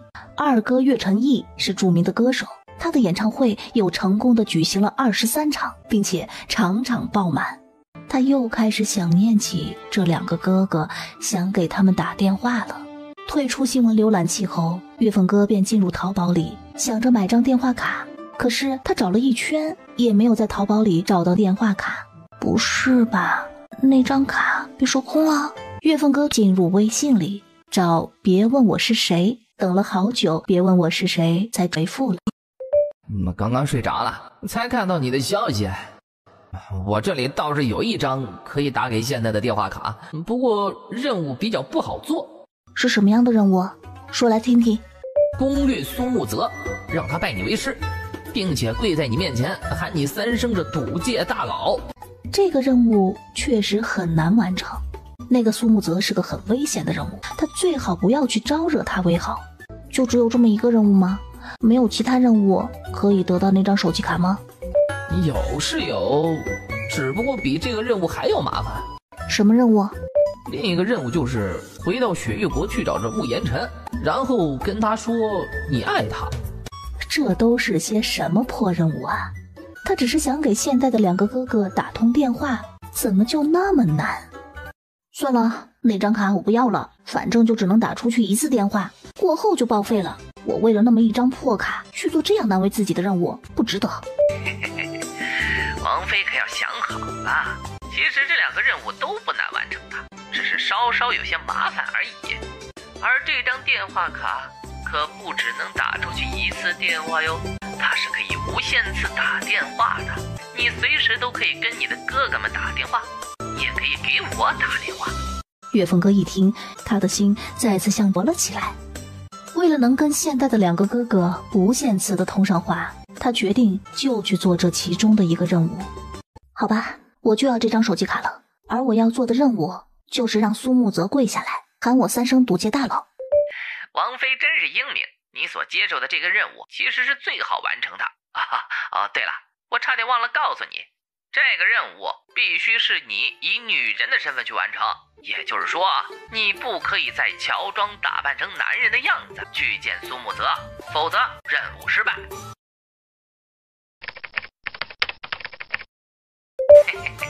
这是天机，不可泄露。总之，你只管去完成任务。我警告你啊，不要妄自窥视我的一切，否则被我抓到，我一定不会让你好过。王妃放心，我又不是偷窥狂魔。再说了，我也很忙的，哪有那么多时间看你的一切？你说是吧？你最好说的都是真的，否则我就是寻遍天涯海角，也一定会把你找出来，然后让你知道惹怒我的下场是有多惨烈。启禀皇上，据臣所知，风兰国有位公主现已18，却仍旧没有出嫁。臣斗胆提议，莫不如让三皇子与那位公主联姻，这样一来，很快便可以将两国的友谊建立起来。臣以为不可，臣认为三皇子适合更好的女子。据臣所知，那位风兰国的公主是个双目失明的残疾，不仅如此，她还刁蛮任性，仗着自己是公主身份，对待别人都是一副颐指气使的态度。可以说，在整个风兰国，没有人喜欢这位公主，更没有人想娶她。无论这个消息是真是假，皇帝不能让三皇子娶她为妻。众爱卿，还有没有什么其他的方法可以让北川国与风兰国友好往来？儿臣以为，想要与风兰国交好，也不必非要与他们国家的公主联姻。哦，战王有何好方法？不妨说来听听。儿臣想的是，风兰国在这片大陆的最西边，那里的地处环境比较恶劣，除了高原就是盆地。由于这几年两国战争，导致风兰国人常年吃不饱穿不暖，加上那边的地理环境的影响，人们根本无法在短时间内种出粮食。儿臣以为咱们北川国地处辽阔，完全可以将一部分土地租给风兰国，让他们用那片土地去种植农作物，这样一来可以改善他们的生活，也会让这风兰国的人们对咱们北川国发自内心的热爱。有很大一部分的大臣都觉得莫林寒的提议很好，但也有一小部分的大臣是站在秦高这边的。秦高原本还想提出异议，却被皇帝出声打断。朕很赞成战王的提议，这件事就这么定了，并且由战王拟出草案，翌日就派使者去风兰国与那边的皇帝洽谈此事。没有别的事情，众爱卿都退下吧。退朝！王妃，王爷正在里面拟草方案。岳凤哥想着，既然王爷在拟草方案，一定是跟国家大事有关，他还是不要进去打扰为好。爱妃，进来吧。妾身不会打扰到王爷吗？无妨。岳凤哥走到桌案前，就看到专纸上写着要租出一部分的土地给风兰国时，他的眉头皱了起来。爱妃可是觉得哪里不妥？妾身觉得这里不太妥当。哦，那还请爱妃说说看，怎么个不妥当法？咱们北川国确实是地大物博，可是这些土地应该也都有百姓在耕种。如果王爷将这片土地就这样租给了风兰国，那么咱们国家的这些百姓又靠什么来吃饭呢？想必这些租赁土地的钱都只会上交给朝廷，留下一少部分给这些百姓。恐怕这些钱都不够百姓们一年的生活。莫林寒很佩服岳凤哥的头脑，只可惜他是女儿身，不可以进宫上朝参与朝政。如果他是个男人，以他的聪明才智，一定会成为国家的栋梁之才。其实王爷不必非要用租赁土地的方式来与风兰国交好。哦，爱妃可有什么好办法？妾身听说风兰国那边的牛羊很多，他们年年牛羊泛滥，咱们不妨用粮食与他们换牛羊，这样一来呢，咱们国家的百姓们也可以吃到味鲜肥美的牛羊肉，而风兰国的百姓也可以吃到香喷喷的米饭。王爷觉得妾身的想法如何呢？莫林寒眼前一亮，他怎么就没有想到这一点？在烛光的照映下，岳凤哥的脸上全是自信的神采。莫林寒一把将岳凤哥拉进怀里，低头吻上了他的唇。什么人？那支冷箭破窗而入，钉在书案上，还挂着一张纸条。莫林寒拿起冷箭上的纸条看了一眼，战王的好日子很快要结束了。到底是什么人敢对王爷放冷箭？看来他已经按捺不住了。是谁？是左丞相秦高。可是以秦高的地位，想要害莫林寒，应该会在暗处进行，不会这么明目张胆的去做。毕竟莫林寒是战王，也是皇帝的二皇子，秦高就是有再大的胆子，也不敢这样明目张胆的公然挑衅。恐怕这件事情没有那么简单。王爷，妾身觉得应该不会是秦高。哦，何以见得？岳凤哥将那些想法说出来后，莫林寒轻轻地点了点头。其实他在说出秦高的名字时，便也想到了这一点。秦高这个人向来老奸巨猾，做任何事情都是小心谨慎的。从来没有这样明目张胆的公然挑衅过谁。很快，坦一将那个放冷箭的人抓了回来。当月凤哥看到那个人时，怎么又是你？上官莫名没想到自己易了容，还是被月凤哥给认了出来。爱妃认识他？为了不让莫凌寒再次对他产生误会，上官莫名，我说你这人是不是有病啊？你一而再的找我麻烦也就算了，我都不和你计较，没想到你还敢对我家王爷放冷箭，你是活得不耐烦了是吧？敢找他爱妃麻烦的人都得死。月凤哥见莫凌寒要对上官莫名下杀手，王爷，对付这种人用不着你出手，妾身就可以了。上官莫名狠狠地瞪着月凤哥。月凤哥，今天我被你们抓到，我认栽了。不过人在做天在看，你对慕言辰所做的一切终将会得到报应的。我只想问问你，你把慕言辰逼到了雪迷之城，到现在都无法出来，而你却在这里跟这个战王卿卿我我，你的良心不会痛吗？上官莫名，既然你一再的找我麻烦，那咱们现在就好好的掰扯掰扯。先说说慕言辰，我想问你啊，我何时逼迫他去雪迷之城了？那完全是他自己愿意去的好吗？再说了，我已经将慕言辰和慕言若从无双关卡里救出来了，至于接下来他们要怎么走出雪迷之城，那就看他们的本事喽。接下来我再说说你，在没有经过我们允许的情况下，你偷看我和王爷亲近，这已经构成了非礼勿视罪。你非但没有任何悔悟之心，你还放冷箭，试图对我家王爷发起挑衅，现在已经让我家王爷深受惊扰，构成了惊扰王爷罪。你就说吧，这数罪并罚，你想怎么个死法？月凤哥，你少在我面前胡乱编造谎言了。你一直都在北川国待着，怎么可能会救出远在雪域国的慕言辰和慕言若？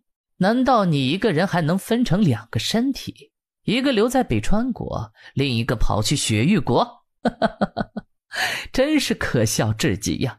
我看你就是个水性杨花的女人，骗了慕言辰对你的爱之后，你又跑来北川国骗取战王的心。不过好在你们都是蛇鼠一窝，你们之间这样骗来骗去，互相伤害着，才最有趣呀。上官莫名，你丫的骂谁水性杨花呢？上官莫名脸上的络腮胡子被打掉了。我不管你相不相信我说的话，总之呢，我没有骗过慕言辰任何的爱，他是否爱我那是他的事，我管不着也不想管，而我也已经将他从无双关卡里救出来了，这也是事实。如果你不相信，你可以回去雪域国，在雪迷之城的外面等着他出来。还有啊，我要告诉你的是，我月凤哥生平最恨别人给我乱扣骂名，我身为战王的王妃，自然是要跟战王卿卿我我，这是非常正常的事。你一个外人在不被允许的情况下偷窥，已经是罪大恶极。我刚刚抽了你一巴掌，就是要让你知道什么话该说，什么话不该说。上官木棉，现在就连这把匕首都想让你去死，我如果不成全了你，是不是有些说不过去了？上官墨现在是真的有些害怕了，慕言辰到底有没有从雪迷之城走出来都还不知道，他就客死异乡，上官莫名来有些接受不了。你要杀要剐，就来个痛快的，别再挑战我恐惧的底线。爱妃是不是不忍心下手啊？不妨让本王来替爱妃做决定好了。上官莫名本就已经被月凤哥那邪魅的笑容吓得半死，现在莫林寒又要来帮把手，他更是吓得头皮发麻。他就不应该跑来放那支冷箭，不吓唬莫林寒和月凤哥。现在好了，面对这么两个狠厉的人，他恐怕是真的要死在这两人的手里了。哼，小子，别以为你是慕言辰的好兄弟，就可以打着为他报仇的旗号跑来北川国找我的麻烦。我可以忍你一次两次，不会再忍你第三次。今天你不但破坏了我和王爷的美好气氛，你还让我的心情坏到了极点。本来呢，我是想一刀杀了你的，不过看在你也同为雪域国人，又是上官大将军的儿子，我不想为了你让两国之间产生战争，所以今日呢，我放了你，给你一个改过自新的机会。现在你可以滚了。上官莫名见月凤哥没有杀他，他不敢再多做停留，走出了书房。爱妃就这样放他走了，就不怕他以后再来找你麻烦？王爷应该已经看到他刚刚吓得都快要尿裤子的模样，谅他也不敢再来了。莫林寒原本也没打算杀了上官莫名，第二天早上，当月凤哥走出王府时，却见上官莫名的石阶上睡着觉。喂，醒醒！上官莫名被月凤哥踢醒了。你怎么还没走啊？睡在这里是等着让我杀你是吗？你又易容了？那么震惊做什么？别一副没见过什么世面的样子好吗？月凤哥，你能告诉我你是怎么在这无双关卡里救出慕言辰和慕言若的吗？喂，你这人不会是缺心眼儿吧？就为了问这个，你守在这里等了1个晚上。在事情没有弄清楚之前，上官莫名是不会就此离开的。毕竟雪域国离北川国很远，如果他就这样被月凤哥给打发走了，慕言辰和慕言若没有走出雪迷之城，那他岂不是白回去一趟了？到那时他还想再离开雪域国，恐怕就不会那么容易了。毕竟他是雪域国护国大将军的儿子，他的爹娘一直在急着让他娶妻生子，为他们上官家留个后。爹娘的催促让上官莫名每天都不堪其扰，有好几回他都想离家出走了。就在他离开雪域国之前，他的大将军爹还给他物色了一门亲事，对方是国师家的2小姐，据说人长得很漂亮，琴棋书画样样精通，只是有一个毛病，那就是他有狐臭。上官莫名是100个不同意，为了躲避这门亲事，连夜跑出了雪域国。他来到北川国，一是跑出来躲避亲事，另一个最主要的就是找到月凤哥为慕言辰报仇。快告诉我，你是怎么做到你人在北川国，却可以跑去雪域国救慕言辰和他妹妹的？月凤哥实在是被上官莫名这份执着劲儿给打败了。我告诉你啊，我会分影术，你信吗？分影术？那是个什么东西？这个世界上还有分影术这样的法术？月凤哥胡乱扯谎道。所谓的分影术呢，就是我会在晚上的时候将自己的影子一分为2，其中一个影子呢可以上天入地无所不能，我可以控制那个影子飞去远在雪域国的雪迷之城，让那个影子救出被困在无双关卡里的慕言辰和慕言若。这回你明白了吧？月凤哥越来越佩服起自己一张嘴就可以胡编乱造的能力。上官莫名哦了一声，低下头消化着月凤哥的话。行了，我该说的呢都说了，你快回雪域国吧。月凤哥可不想再跟上官莫名继续周旋下去，他还有任务要去完成。他刚走出去几步，就见迎面驶来一辆马车，莫玄彻从里面跳了下来。莫玄彻，你是去找月凤哥？怎么是你啊？你也是来找月凤哥的？我昨晚就来这里等月凤哥了，他刚出去。上官莫名便指了指易容后的月凤哥，他在那儿呢，我刚跟他说完话。莫玄彻转头朝着月凤哥的方向看了过来，想到上回他来王府的时候，月凤哥将自己打扮成男人的样子。二皇嫂，我母后今天一早上就吵着想见你，你快跟我进宫见我母后吧。那还请三皇子在这里稍等片刻，我回去换身衣服，再随三皇子去宫里。都说了让二皇嫂不要叫我三皇子，直接叫我的名字便可。好好好，以后我就叫你莫玄彻，小彻彻，可以了吧？二皇嫂快去换衣服吧，我就在这里等你。月凤哥走到上官莫名的跟前，目光冰冷，不许伤害莫玄彻，否则我绝不会让你活着离开这里。上官莫名看着月凤哥，刚刚还跟莫玄彻有说有笑的，结果到了他这里却是冰冷对的模样，他的心里没来由的有些不舒服起来。他低下头，什么话也没说。战王妃来了，快过来，坐到哀家身边来。月凤哥在听到皇后自称哀家时，他的心里就是一紧，急忙走到皇后的身前，一副欲言又止的样子，看着皇后。战王妃这是怎么了？有什么话尽管跟哀家说好了。皇后，妾身有些话不知该不该讲。没关系，你尽管说。皇后，你刚刚对自己的称呼是错误的，古时候只有皇太后才可以这样称呼自己为哀家，皇后只能称呼自己为本宫。哎呀，真是丢死人了。本宫呢，从小就偏科，一到上历史课时，本宫就困得睡大觉。自从当上了皇后，就一直自称为哀家。本宫记得皇帝好像曾经有提醒过，可是当时本宫仗着皇帝的宠爱，一直没有将那些提醒放在心上。结果这么多年来，本宫就是这样称呼自己的。好在没有皇太后啊，否则本宫就是有10个脑袋都不够砍的。身为现代人，居然连这点知识都不懂，真是丢脸丢到太平洋了。岳凤哥听的是嘴角不住的抽搐，没想到皇后居然这么可爱。彻儿，本宫对自己的称呼错了这么久，你怎么都不说提醒本宫一下？现在还闹了这么大一个乌龙。莫玄彻嘴角忍不住抽了抽，他也很想提醒好吗？不光是他，就连这宫里的嫔妃和宫人们也都很想提醒他，可是谁敢去说呀？记得10年前，一个妃子实在是看不下去了，便将这件事给皇帝说了。结果第2天，那个妃子就惨死在自己的寝宫内。大家都在私底下议论，一定是皇后派人杀了那个妃子。可是到了皇帝那边，却是一点要追查真凶的意思都没有。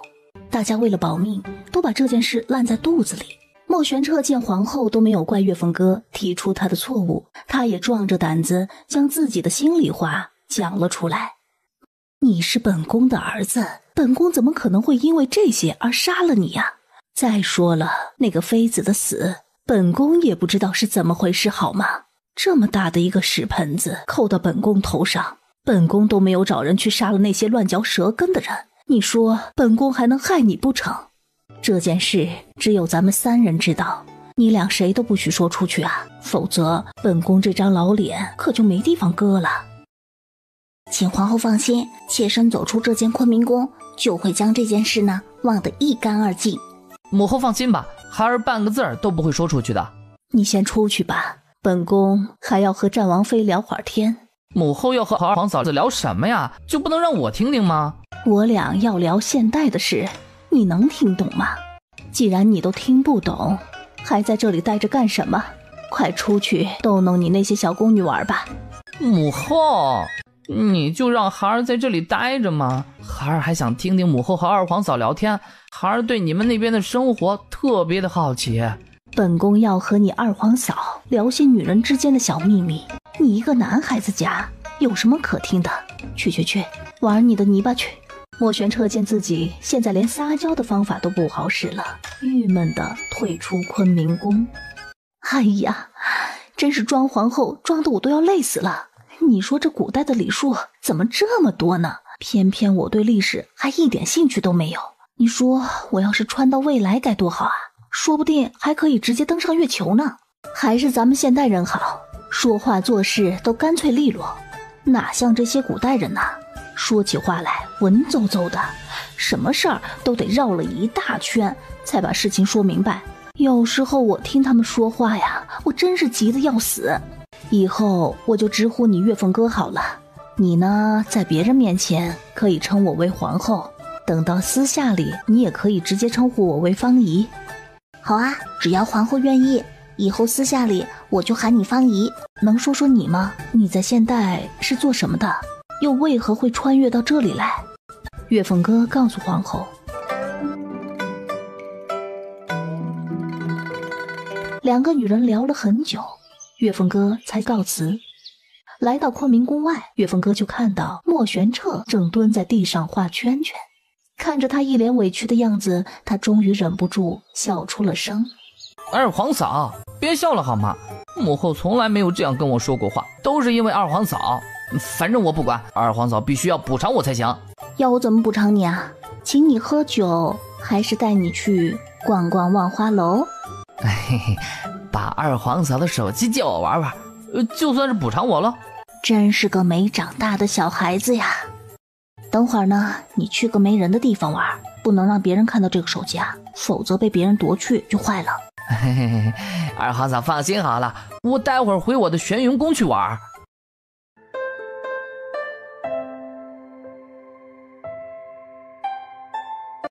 岳凤哥教莫玄彻如何点开手机里的这些软件，莫玄彻很虚心地学着。好在他也足够聪明，只教了1遍他就学会了。莫玄彻点开绝密之城，一个身穿白衣的少女出现在游戏中，他在低声吟唱着好听的歌曲。莫玄彻完全被这款游戏里的少女吸引住了，好半天他都没有移开目光。喂，小心再看下去，你就要被这少女迷得神魂颠倒了。莫玄彻这才回过神来，他脸红的背过身去，又欣赏了一会儿少女的歌声后，这才伸手在屏幕上划了一下，那个少女消失了。虽然那个少女消失了，可是她的身影却一直留在了莫玄彻心中，以至于在接下来的很长一段日子里，莫玄彻都无法将这个少女忘记。月凤哥看了看天色，已经不早了，我送送二皇嫂吧。月凤哥没有意见，便让莫玄彻带路。终于走出皇宫后，前方停着一辆马车。莫林寒走到月凤哥的身前，拉着他的手回到马车上。回府。王爷在想什么啦？你是不是又跑到皇宫里找莫玄彻了？王爷，妾身哪有那个本事，说来皇宫就能来皇宫啊？还不是皇后娘娘想妾身了，于是妾身才被莫玄彻带过来了。王爷可不能冤枉了妾身啊！过来，到本王这边坐。月凤哥笑嘻嘻地坐了回去。爱妃想不想跟着本王去风兰国？王爷去风兰国做什么？爱妃的方案得到了父皇大力的支持，他派本王3日后动身，去往风兰国办理此事。王爷3日后就要去风兰国了，妾身也可以去吗？只要爱妃愿意，你想去哪儿，本王都会带你去。妾身愿意和王爷一起去风兰国。好开森呐！好开森是什么意思？这个不重要。一会儿回去以后呢，妾身就收拾衣服，等着3日后跟王爷一同去风兰国玩。九饼，3天之后呢，我就要跟着王爷去风兰国了。具体要去多少天呢，还不知道，恐怕到时候你就看不到我了。九爷也想跟你去风兰国。你是要去找你家主人？主人之前丢下九爷时曾说过他要去风兰国游历一番，不知道他现在还在不在风兰国，所以九爷想去那边找找看。月凤哥想了想，带着九饼也好，路途中肯定不会太寂寞，只是九饼也要跟着去风兰国，那他家小花该怎么办？这事儿呢，你得跟小花说说，现在她已经怀有身孕，不能跟着一起舟车劳顿，咱们什么时候回来还不知道呢。如果小花不同意你去，你就只能留在这里咯。九饼这声音中还带着一丝悠悠的叹息。怎么啦？跟小花吵架了？九饼低下头，一脸委屈的小花离开九爷了，跟另一只小破猫私奔了。什么？他这是带球跑了？据说那只破猫是小花的初恋，结果小花看到那只破猫后，就想起了他们之前的往事，于是就跟着那只破猫私奔了。月凤哥听得嘴角抽了抽，他摸了摸九饼的小脑袋。小花居然会为了个初恋就抛弃了我们家九饼，这样的猫呢，我们也不要了。九饼趴在月凤哥的腿上，神情忧郁的什么也没说。以我们狂拽酷炫屌炸天的九饼，还愁找不到女朋友吗？以后啊，这件事包在我身上，我帮你物色小母猫。王妃说的都是真的？那是自然。等我们从风兰国回来，我要为你物色更多只小母猫，让你从它们之中随便挑选。九饼一听，他立刻开心了起来。少了一只小花算什么？他九饼将来会有更多只小花、小白和小黑任他挑选。心情好了，九饼便在月凤哥的怀里又蹭了蹭。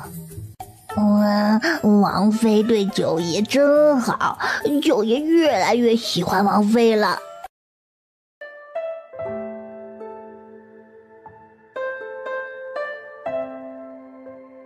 谁这么不长眼啊？没看到老子在忙吗？去，上一边玩去。金万里被月凤哥一给捏疼了，他这才转过脸，就看到一个陌生的女子。你有事儿？月凤哥冲着金万里邪魅一笑，这个笑容他太熟悉了，这是那个为他还清赌债人的笑容。你是月凤哥？哼，看来你的记性还不错啊，都能记得我的笑容。姑娘的笑容，我今晚里这辈子都不会忘。就是不知道姑娘今日来此是找我吗？你去把这赌坊的老板叫来，你告诉他，就说岳峰找他有事。姑娘该不会是又反悔了，又想把我的赌债划清了吧？让你去你就去，别那么多的废话。金万里不敢再多说话，去敲响了赌坊老板的屋门。什么事儿？说。老板，有人要见你。不见。金万里一听苏木泽这么快就回绝他站在门口踌躇了半天。老板，那个人是岳峰，他说找你有事儿。房门很快便被人从里面打开了，他一把推开杵在门口的金万里，朝着赌桌那边走去。可是苏木泽并没有看到那抹熟悉的身影。你说的岳峰，他人呢？他在那儿呢。你到底是什么人？为什么要冒充岳峰？你口中的岳峰就是我。切，这不可能，岳峰是个男人，你不可能是他。岳峰哥压低了声音，如果我说我就是岳峰呢？你是岳峰？苏木泽怎么也不会相信，那个翩翩贵公子居然会是个女人。怎么样，这回你相信我是岳峰了吧？你为何要假扮成男人，跑到赌坊里来赌钱？现在又为何要换回了女儿身？这个呢，就不用劳烦苏老板知道了。总之我今天来此呢，是要苏老板再跟我赌上一局。赌是可以赌，但是我不想只赌一局，毕竟你上回能赢了我，也许是你的运气好。可以啊，赌几局都由你说了算，只是我有一个条件，你必须答应。什么条件？如果我赢了你，你必须要拜我为师，并且当着所有人的面跪在我的面前喊3声岳凤哥是赌界大佬。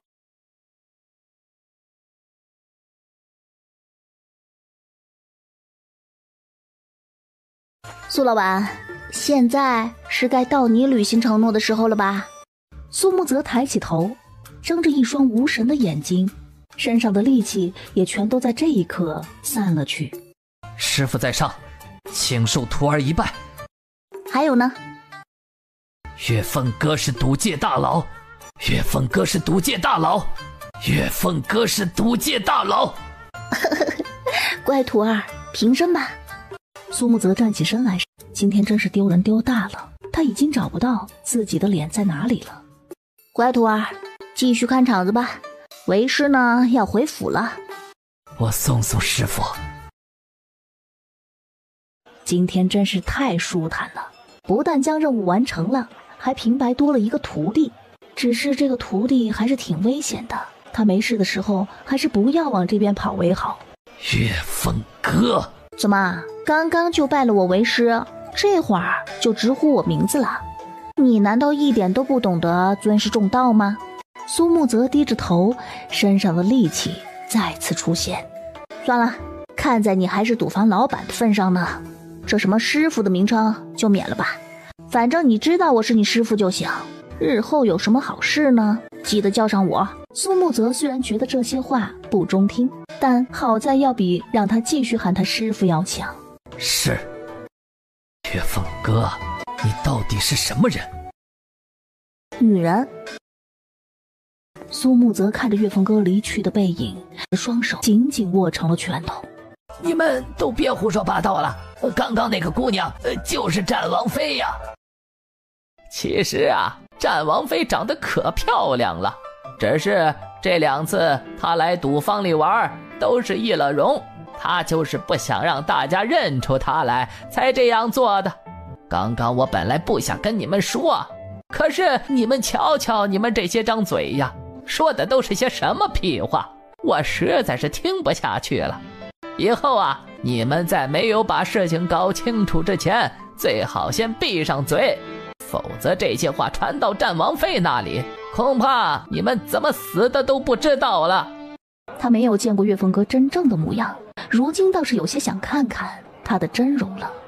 岳凤哥回到王府后，便急匆匆去了他的月窑店。在寝殿里，他拿出手机，打开微信，告诉别问我是谁，他已经完成了任务。王妃，你做得很好，我这就把手机卡放到淘宝上去，到时候你就可以买下它了。岳凤哥打开淘宝后，果然看到那张手机卡，他立刻选择了购买。很快，一张手机卡出现在他的面前。岳凤哥将手机卡放到手机里，看到信号满格，这说明手机卡是没有问题的。他立刻给大哥拨去电话，手机响了好久，终于接听了。喂，你是哪位？岳凤哥听出来，这是大哥身边的助理王景。你是王景吧？我是岳晨云的妹妹岳凤哥。岳小姐好，你是找岳总是吧？他已经很长时间没来公司了。什么？我大哥没来公司？可是这是他的手机号啊，为什么他的手机会在你这里啊？他的大哥该不会是出事了吧？是这样的，岳小姐，岳总他已经有1个月没来公司了，我现在怎么也联系不上他。公司上下现在所有的事情都由我和副总经理在帮忙处理，我们现在怎么也找不到岳总，而且我们也报了案，但是警方那里却是一点消息都没有。岳总的手机也是在他最后一次来到公司时落在公司里的，我为了等到岳总回来，就一直把他的手机带在身上，就是想着有朝一日得到岳总的消息。王景一口气将这件事的真相说出来，就听到电话那头一片沉默。岳小姐，你还在听吗？这说明什么？这说明他的大哥失踪了。怎么会这样？你在跟我开玩笑是吗？岳凤哥怎么也不敢相信，他的大哥失踪了。岳小姐，我也希望这是个玩笑，希望岳总是在跟我们闹着玩，他很快就会回来。可是这样的想法已经持续了1个月了，岳总却是一直都没有现身的。岳凤哥在听了王景陈述这些事情时，眼圈一下子红了，眼泪也在眼眶里打转，手机也在这个时候从他的手中落下。那个疼他宠他的大哥就这样失踪了，而他却被困在这个古代的世界里，有心想回去寻找大哥都无法办到。岳小姐，你还好吧？岳小姐，喂。岳凤哥又拨出去一个电话号码，可是电话响了很久，却都一直没有人接听。喂，是谁打来的电话？我找岳晨毅，他在吗？我说你们这些娱乐记者，别没事给陈毅打电话行吗？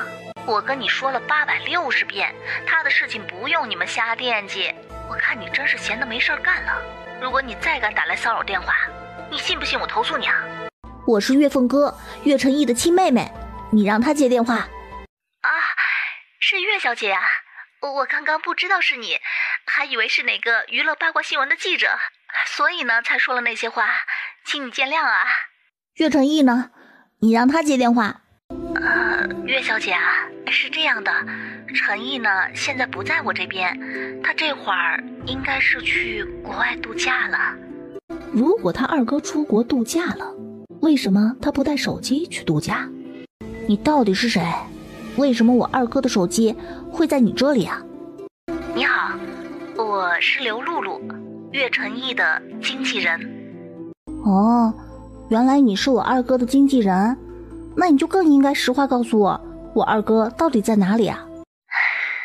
岳小姐，我实话跟你讲吧，你二哥岳晨毅失踪了。刘露露的话让岳凤哥如遭五雷轰顶，他的2个哥哥全都失踪了，究竟是怎么回事？你快告诉我。1个月前，陈毅开了第23场演唱会后，他原本呢是要从后台离开的，可是我在后台等了他好久都没有等到人，于是我就去找他，可是我找了一圈也没有见到他的身影。我问了主办方，而主办方的人也说岳晨毅没有出现过。而就在那个时候，我才知道陈毅出事了。由于他要上台唱歌，手机是不能带在身上的，所以他便将手机交给了我为他保管。我给他的朋友打了一圈的电话，都没有人知道他去了哪里。我迫于无奈，只好去报了警。警方说会帮我找人，可是1个月过去了，警方那里却是一点消息都没有。我现在是真的无能为力了，只能盼着是陈毅是躲起来，不想让大家找到他，而不是真的出事啊。唉，岳峰哥此时已经不知道要说些什么好了，这到底是怎么回事？为什么他的2个哥哥都是在1个月前失踪的？他在几天前还看到2人的新闻，怎么王锦和刘露露都说他的大哥和二哥在1个月前就失踪了？这个时间点不对，他虽然现在生活在古代，可是时间应该和现代的时间是同步进行的。岳峰哥挂断电话后便翻看了一下日期，上面显示的是2022年7月3日，他穿越过来的时候还是在2020年。岳峰哥现在彻底懵了，好半天他才像是如梦初醒一样。他今又翻出浏览器里的新闻内容，那上面显示的是2022年5月30日，也就是说他在古代所待的这1个多月，他的2个哥哥已经经历了2年多的时间。他的2个哥哥到底发生了什么事？为什么他们2人都在同一天失踪呢？岳峰哥急忙打开微信，问那个别问我是谁。王妃，首先我要为你的2个哥哥同时失踪而感到惋惜。其次我要说的是，你所说的这件事儿我还真没遇到过。不过这种事儿也不是没有可能发生，毕竟你能够穿越到古代，还可以和我这样的人联系上。你说这么扯的事情都能够发生，更何况是你2个哥哥呢？会在2022年失踪，这种时间跟时空交错的事情，我可以说它是一种磁场定律。哎呀，反正说了你也不会懂，总之就是这样的事儿是极有可能发生的。那我该怎么办？我想回到现代，去找我的2个哥哥。你想回到现代是不可能的了，你这辈子就只跟着王爷有缘，你只能待在那边，跟王爷继续过日子。难道就没有别的办法了吗？我不能回去现代，就无法见到我的2个哥哥，他们是生是死我都不知道，我在这边也无法好好的生活下去啊。你如果回到现代，难道就不怕你回去了就无法再见到莫凌寒了吗？一句话如同木锤般重重地敲在岳峰哥的心上。他已经习惯了有莫凌寒的生活，虽然他还不知道自己的心里到底对莫凌寒是种什么感觉，可是一想到以后很可能再也见不到莫凌寒，他又有些难过。现在你就别想那么多了，安心的做你的王妃。至于你的2个哥哥，我想他们会在同一天失踪，肯定是有原因的，说不定在不久的将来你还会看到他们。是啊，一切都是有可能会发生的。他都能因为吃个自热火锅而穿越到这里，那么他的2个哥哥说不定也会因为什么契机而一同穿越过来了。莫凌寒回王府，他第一件事就是找岳峰哥。看到岳峰哥红着一双眼睛，到底是怎么回事？为何爱妃的眼睛这么红？王爷不要这样紧张，妾身只是有些想家而已。爱妃这么远嫁到本王这里，会想家也很正常。等到风兰国的事情结束之后，本王就带你回到雪域国，让你回家看看你的家人。好，其实他想回的不是雪域国，而是现代的家。可是一想到如果他真的回去了，很可能就再也见不到莫凌寒了。到了晚上，岳峰哥和莫凌寒吃完饭后，便被莫凌寒带去了温泉阁。那个王爷，你先去沐浴，妾身在外面等着。爱妃难道不想跟本王一起共浴吗？你上回可是很主动的。那个，妾身还是先不进去了，王爷还是去沐浴吧。在他还没有完全考虑好接受他之前，他还是选择不要强迫他。在这里等我。说完，莫凌寒走进了温泉阁内。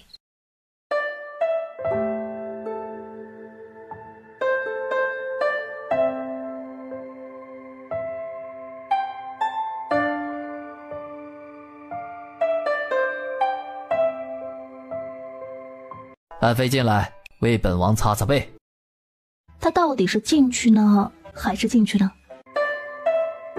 不管了，不就是给莫凌寒擦个背吗？王爷，我进去了。不得不说，莫凌寒的身材真是好看。爱妃在干嘛？怎么不为本王擦背啊？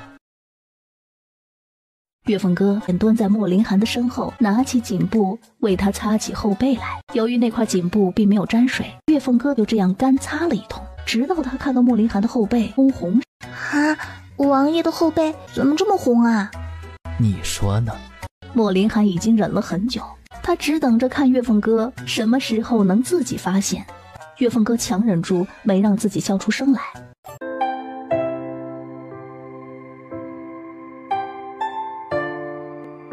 那个妾身已经为王爷擦完背了，妾身出去了。呀！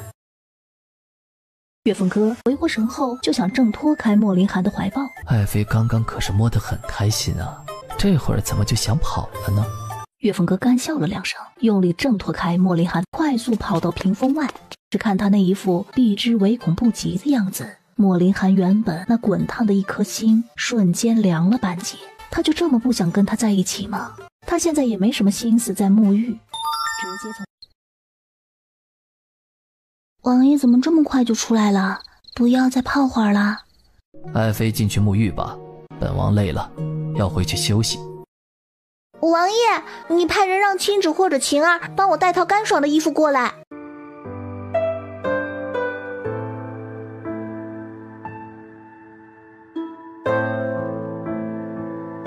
穿好衣服后，岳凤哥走出屏风。王爷，你不是说累了要去休息，怎么还在这里啊？给你拿衣服。王爷，你一直等在外面。不然呢？他没想到莫林寒还挺君子的，这让岳凤哥对莫林寒又多了几分好感。王爷，今天可以带妾身出去逛逛街吗？两人逛了好久，也去了那条美食街。岳凤哥吃了几样小吃后，又开心地买了几样小零食，还来到一家食品店。岳凤哥为莫林寒挑选了一只玉簪，两人从饰品店里出来。战王，程将军这么晚了来找本王，有何要事？禀王爷，今日属下得到消息，说是雪域国。程子亮说到这里时，又抬眼看了看岳凤哥。讲下去。是王爷，属下得到消息，说是雪域国的大皇子要起兵攻打北川国。消息可属实？属下也进行了核实，确实这个消息是真的。有调查出原因吗？大皇子为何要起兵攻打北川国？程子亮没想到岳凤哥会问这话，他一直以为这个战王妃没多大的本事。岳凤哥不但没有被吓到，反而还如此沉着冷静。属下查到，雪域国的大皇子是受人蛊惑，说只要起兵攻打北川国，得到了北川国的兵权，就可以返回去攻打雪域国。这样一来，他便可以得到强大的兵力，来迫使雪域国的皇帝退位让贤。他的脑子是被驴踢了吗？还是他从小是吃屎长大的？这种鬼话他都能信啊！我可真是服了。虽然那个大皇子跟岳凤哥不是同一个妈生的，可是他毕竟也是皇族之人，而且还是他们雪域国的大皇子。岳凤哥身为雪域国的公主，这样骂自家的大皇兄不太好吧？他什么时候会攻打过来？程子亮看了眼莫林寒，就见莫林寒轻轻点点头。据属下得到的消息，大概半月后便要攻打过来。岳凤哥一听，到那时他已经从风兰国回来了。行，等我从风兰国办完事回来，我一定要好好去会会这个大皇子。我倒要看看我父皇当年是怎么瞎了眼把他捧为太子的。王妃呀，你刚刚骂了你们雪域国的大皇子也就够了，这会儿竟然连你的父皇都骂，你觉得这样好吗？岳凤哥才不在乎那么多，他又不是这个身体的原主，他对那个父皇和大皇子压根儿就没什么感情。这件事儿本王已经知道了，你先回去吧。是，王爷。爱妃真的打算要见见你那位大皇兄？哼，那个不学无术，整日里就知道花天酒地的家伙，不配做我的皇兄。如今他竟然还不知死活的想要起兵攻打北川国，我看他真是好日子过到头了。战王这么晚叫本公子过来，是有何事呢？雪域国的大皇子要起兵攻打北川国。哦，那战王的意思是……这件事关乎到战王妃，毕竟她还是雪域国的公主。莫林寒喝了凤哥的意思，大概的说了一下。公孙南贤没想到岳凤哥这么大义灭亲。本王这么晚叫你过来，是想让你去做一件事儿。用山泉水浸泡过的茶，喝上去口感就是不一样。本王想让你去一趟华天国，找刘铁匠打造一个牢笼，你只要跟他说，他就知道是什么牢笼了。行了，事情我会去办。这么晚了，我就不在你这里逗留了，我还要回去望花楼找我的孟西兰。你最好少跟孟西兰在一起，他不是什么好人。公孙南仙毫不在意地挥了挥折扇。等他一回来时，他便站到莫林寒的身前。你想问什么？属下有一事不明白，为什么要让公孙公子去华天国找刘铁匠打造牢笼？咱们国家也有铁匠，只是单纯的打造一个牢笼，我想咱们国家的铁匠也可以做到呀。本王想要的那种牢笼，是只有华天国的刘铁匠才能打造出来的，因为那并不是普通的牢笼，那个牢笼里是有机关暗器的，而这个牢笼的用途也不止于此，它不但可以将人牢牢地关在里面，还可以成为一种载人的机器，瞬间便可将人的身体分割成无数块，而牢笼上的根根铁柱在全都闭合在一起的时候，又会形成一个巨型的盾牌，在那巨型的盾牌里又有成千上万个暗器，只需要按一下开关，便可以将这些暗器迅速发出。试问咱们北川国有谁可以打造出这样的牢笼出来？谭毅听得直咂舌，他还从来没有听说过这样的牢笼。王爷是如何认识那位刘铁匠的？刘铁匠以前也是本王的一位至交，并且跟着本王一同在战场上杀过敌。后来他厌倦了这样打打杀杀的生活，于是隐姓埋名，去了华天国当了一个铁匠。这八方阁里的武器几乎全都是他为本王打造的。他今年才18岁，却因为那一次战场杀敌，他为了救本王，被一支利箭伤了一条腿，至今那条腿都没有治好。据他所说，他那条腿的骨头里还留着一块利剑的残片。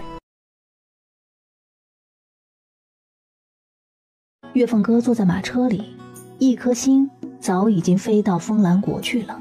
他非常期待着，想看看风兰国到底是什么样子的。马车缓缓朝着城外行驶着。当他们即将要走出云京城时，却看到迎面驶来一辆马车。什么人敢挡战王的马车？岳凤哥，我要跟你们一起去风兰国。岳凤哥只觉得这个上官莫名好烦人，他怎么就跟个狗皮膏药似的，怎么也甩不掉呢？上官莫名，你不觉得你很烦吗？慕言城和慕言若都已经从雪冥之城出去了，你还留在这里做什么？岳凤哥，我能不能先上马车里，然后再跟你说原因呢？不能。战王，之前我因为自己的私人恩怨找了岳凤哥一些麻烦，但事情我们都解决了，我俩之间也不再是敌对关系，所以你看能不能让我坐上你们的马车，跟着你们一起去风兰国？滚！上官莫名被这两人的态度弄得心里一阵的酸楚。他只是从家里逃出来，不想娶那个丞相的女儿，现在他有家不能回，在这人生地不熟的北川国，他就只认识岳凤哥和莫玄彻。可是莫玄彻又是三皇子，不会经常从宫里出来，那么他就只有把一切希望全都寄托在岳凤哥的身上，希望他能念在他们都是雪域国人，能收留他。我们走。上官莫名见岳凤哥所乘坐的马车就这样离开，他实在是不想一个人留在北川国，他说什么也要跟着岳凤哥一起去风兰国才行。上官莫名急忙买了匹马，紧紧跟在他们的后面。岳凤哥察觉到上官莫名在跟着他们，不用管他，由他去好了。岳凤哥，你今天必须带着我去风兰国，我现在已经是无家可归的人了，在这个地方我就只有你这么一个亲人，我一定要跟着你。岳凤哥靠在车里，闭着眼睛没有理会上官莫名。虽然路途比较遥远，但是岳凤哥一点都不觉得累，他喜欢看着沿途的风景，这些花草树木都让他感觉无比的新鲜。可能是在大城市里生活的太久，好不容易来到古代，这里的一草一木都能引起岳凤哥的好奇心。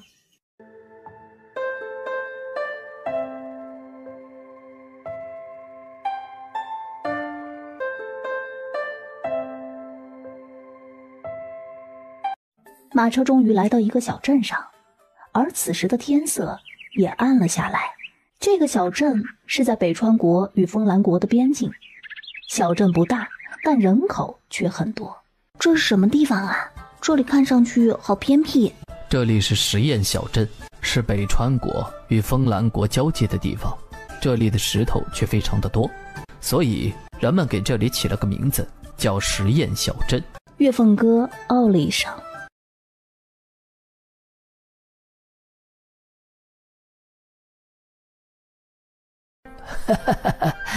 几位是住店吧？莫林涵点了点头，算是应了对方。老板，你们这里全都是石桌石椅的，该不会床也是用石头做成的吧？这位夫人请放心，我们客栈的床啊，虽然是石头做的，但这可不是普通的石头，而是上好的白雾石制作而成。躺上去不但不会感到冰凉，反而还会有着温热的感觉。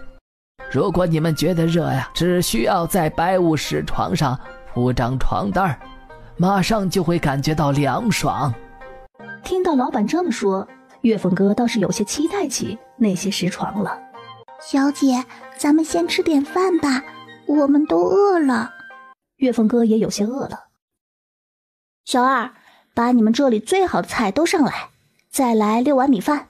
店小二立刻笑着去后厨了。众人坐了下来，上官莫名也想要坐到他们这桌，却被莫林涵一个眼刀子给瞪去了另一桌。很快饭菜就上来了，上官莫名数了数，只有6碗米饭，唯独就少了他一人。月凤哥，你怎么不带上我这一份？你想吃就自己让小二做啊，你又不是身上没带钱。上官莫名摸了摸腰间挂着的钱袋，那里面只有几个碎银子，根本就不够用的。他现在真后悔，当初从家里偷跑出来时就应该多带些钱出来才对呀。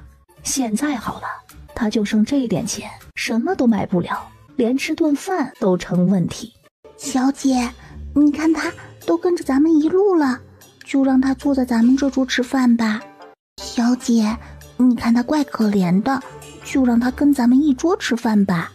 月凤哥瞥了眼上官莫名，就见他盯着桌面发呆。只要他老实吃饭，别多嘴，便可以来这桌吃饭。月凤哥点点头，也算是同意让上官莫名来这桌吃饭了。一顿饭终于吃完了，店小二就开始为大家分配房间。月凤哥走进屋子里，就急着去看那张石床。他坐上去的时候，只感觉床上凉凉的，很舒服。哇，这石床好特别啊！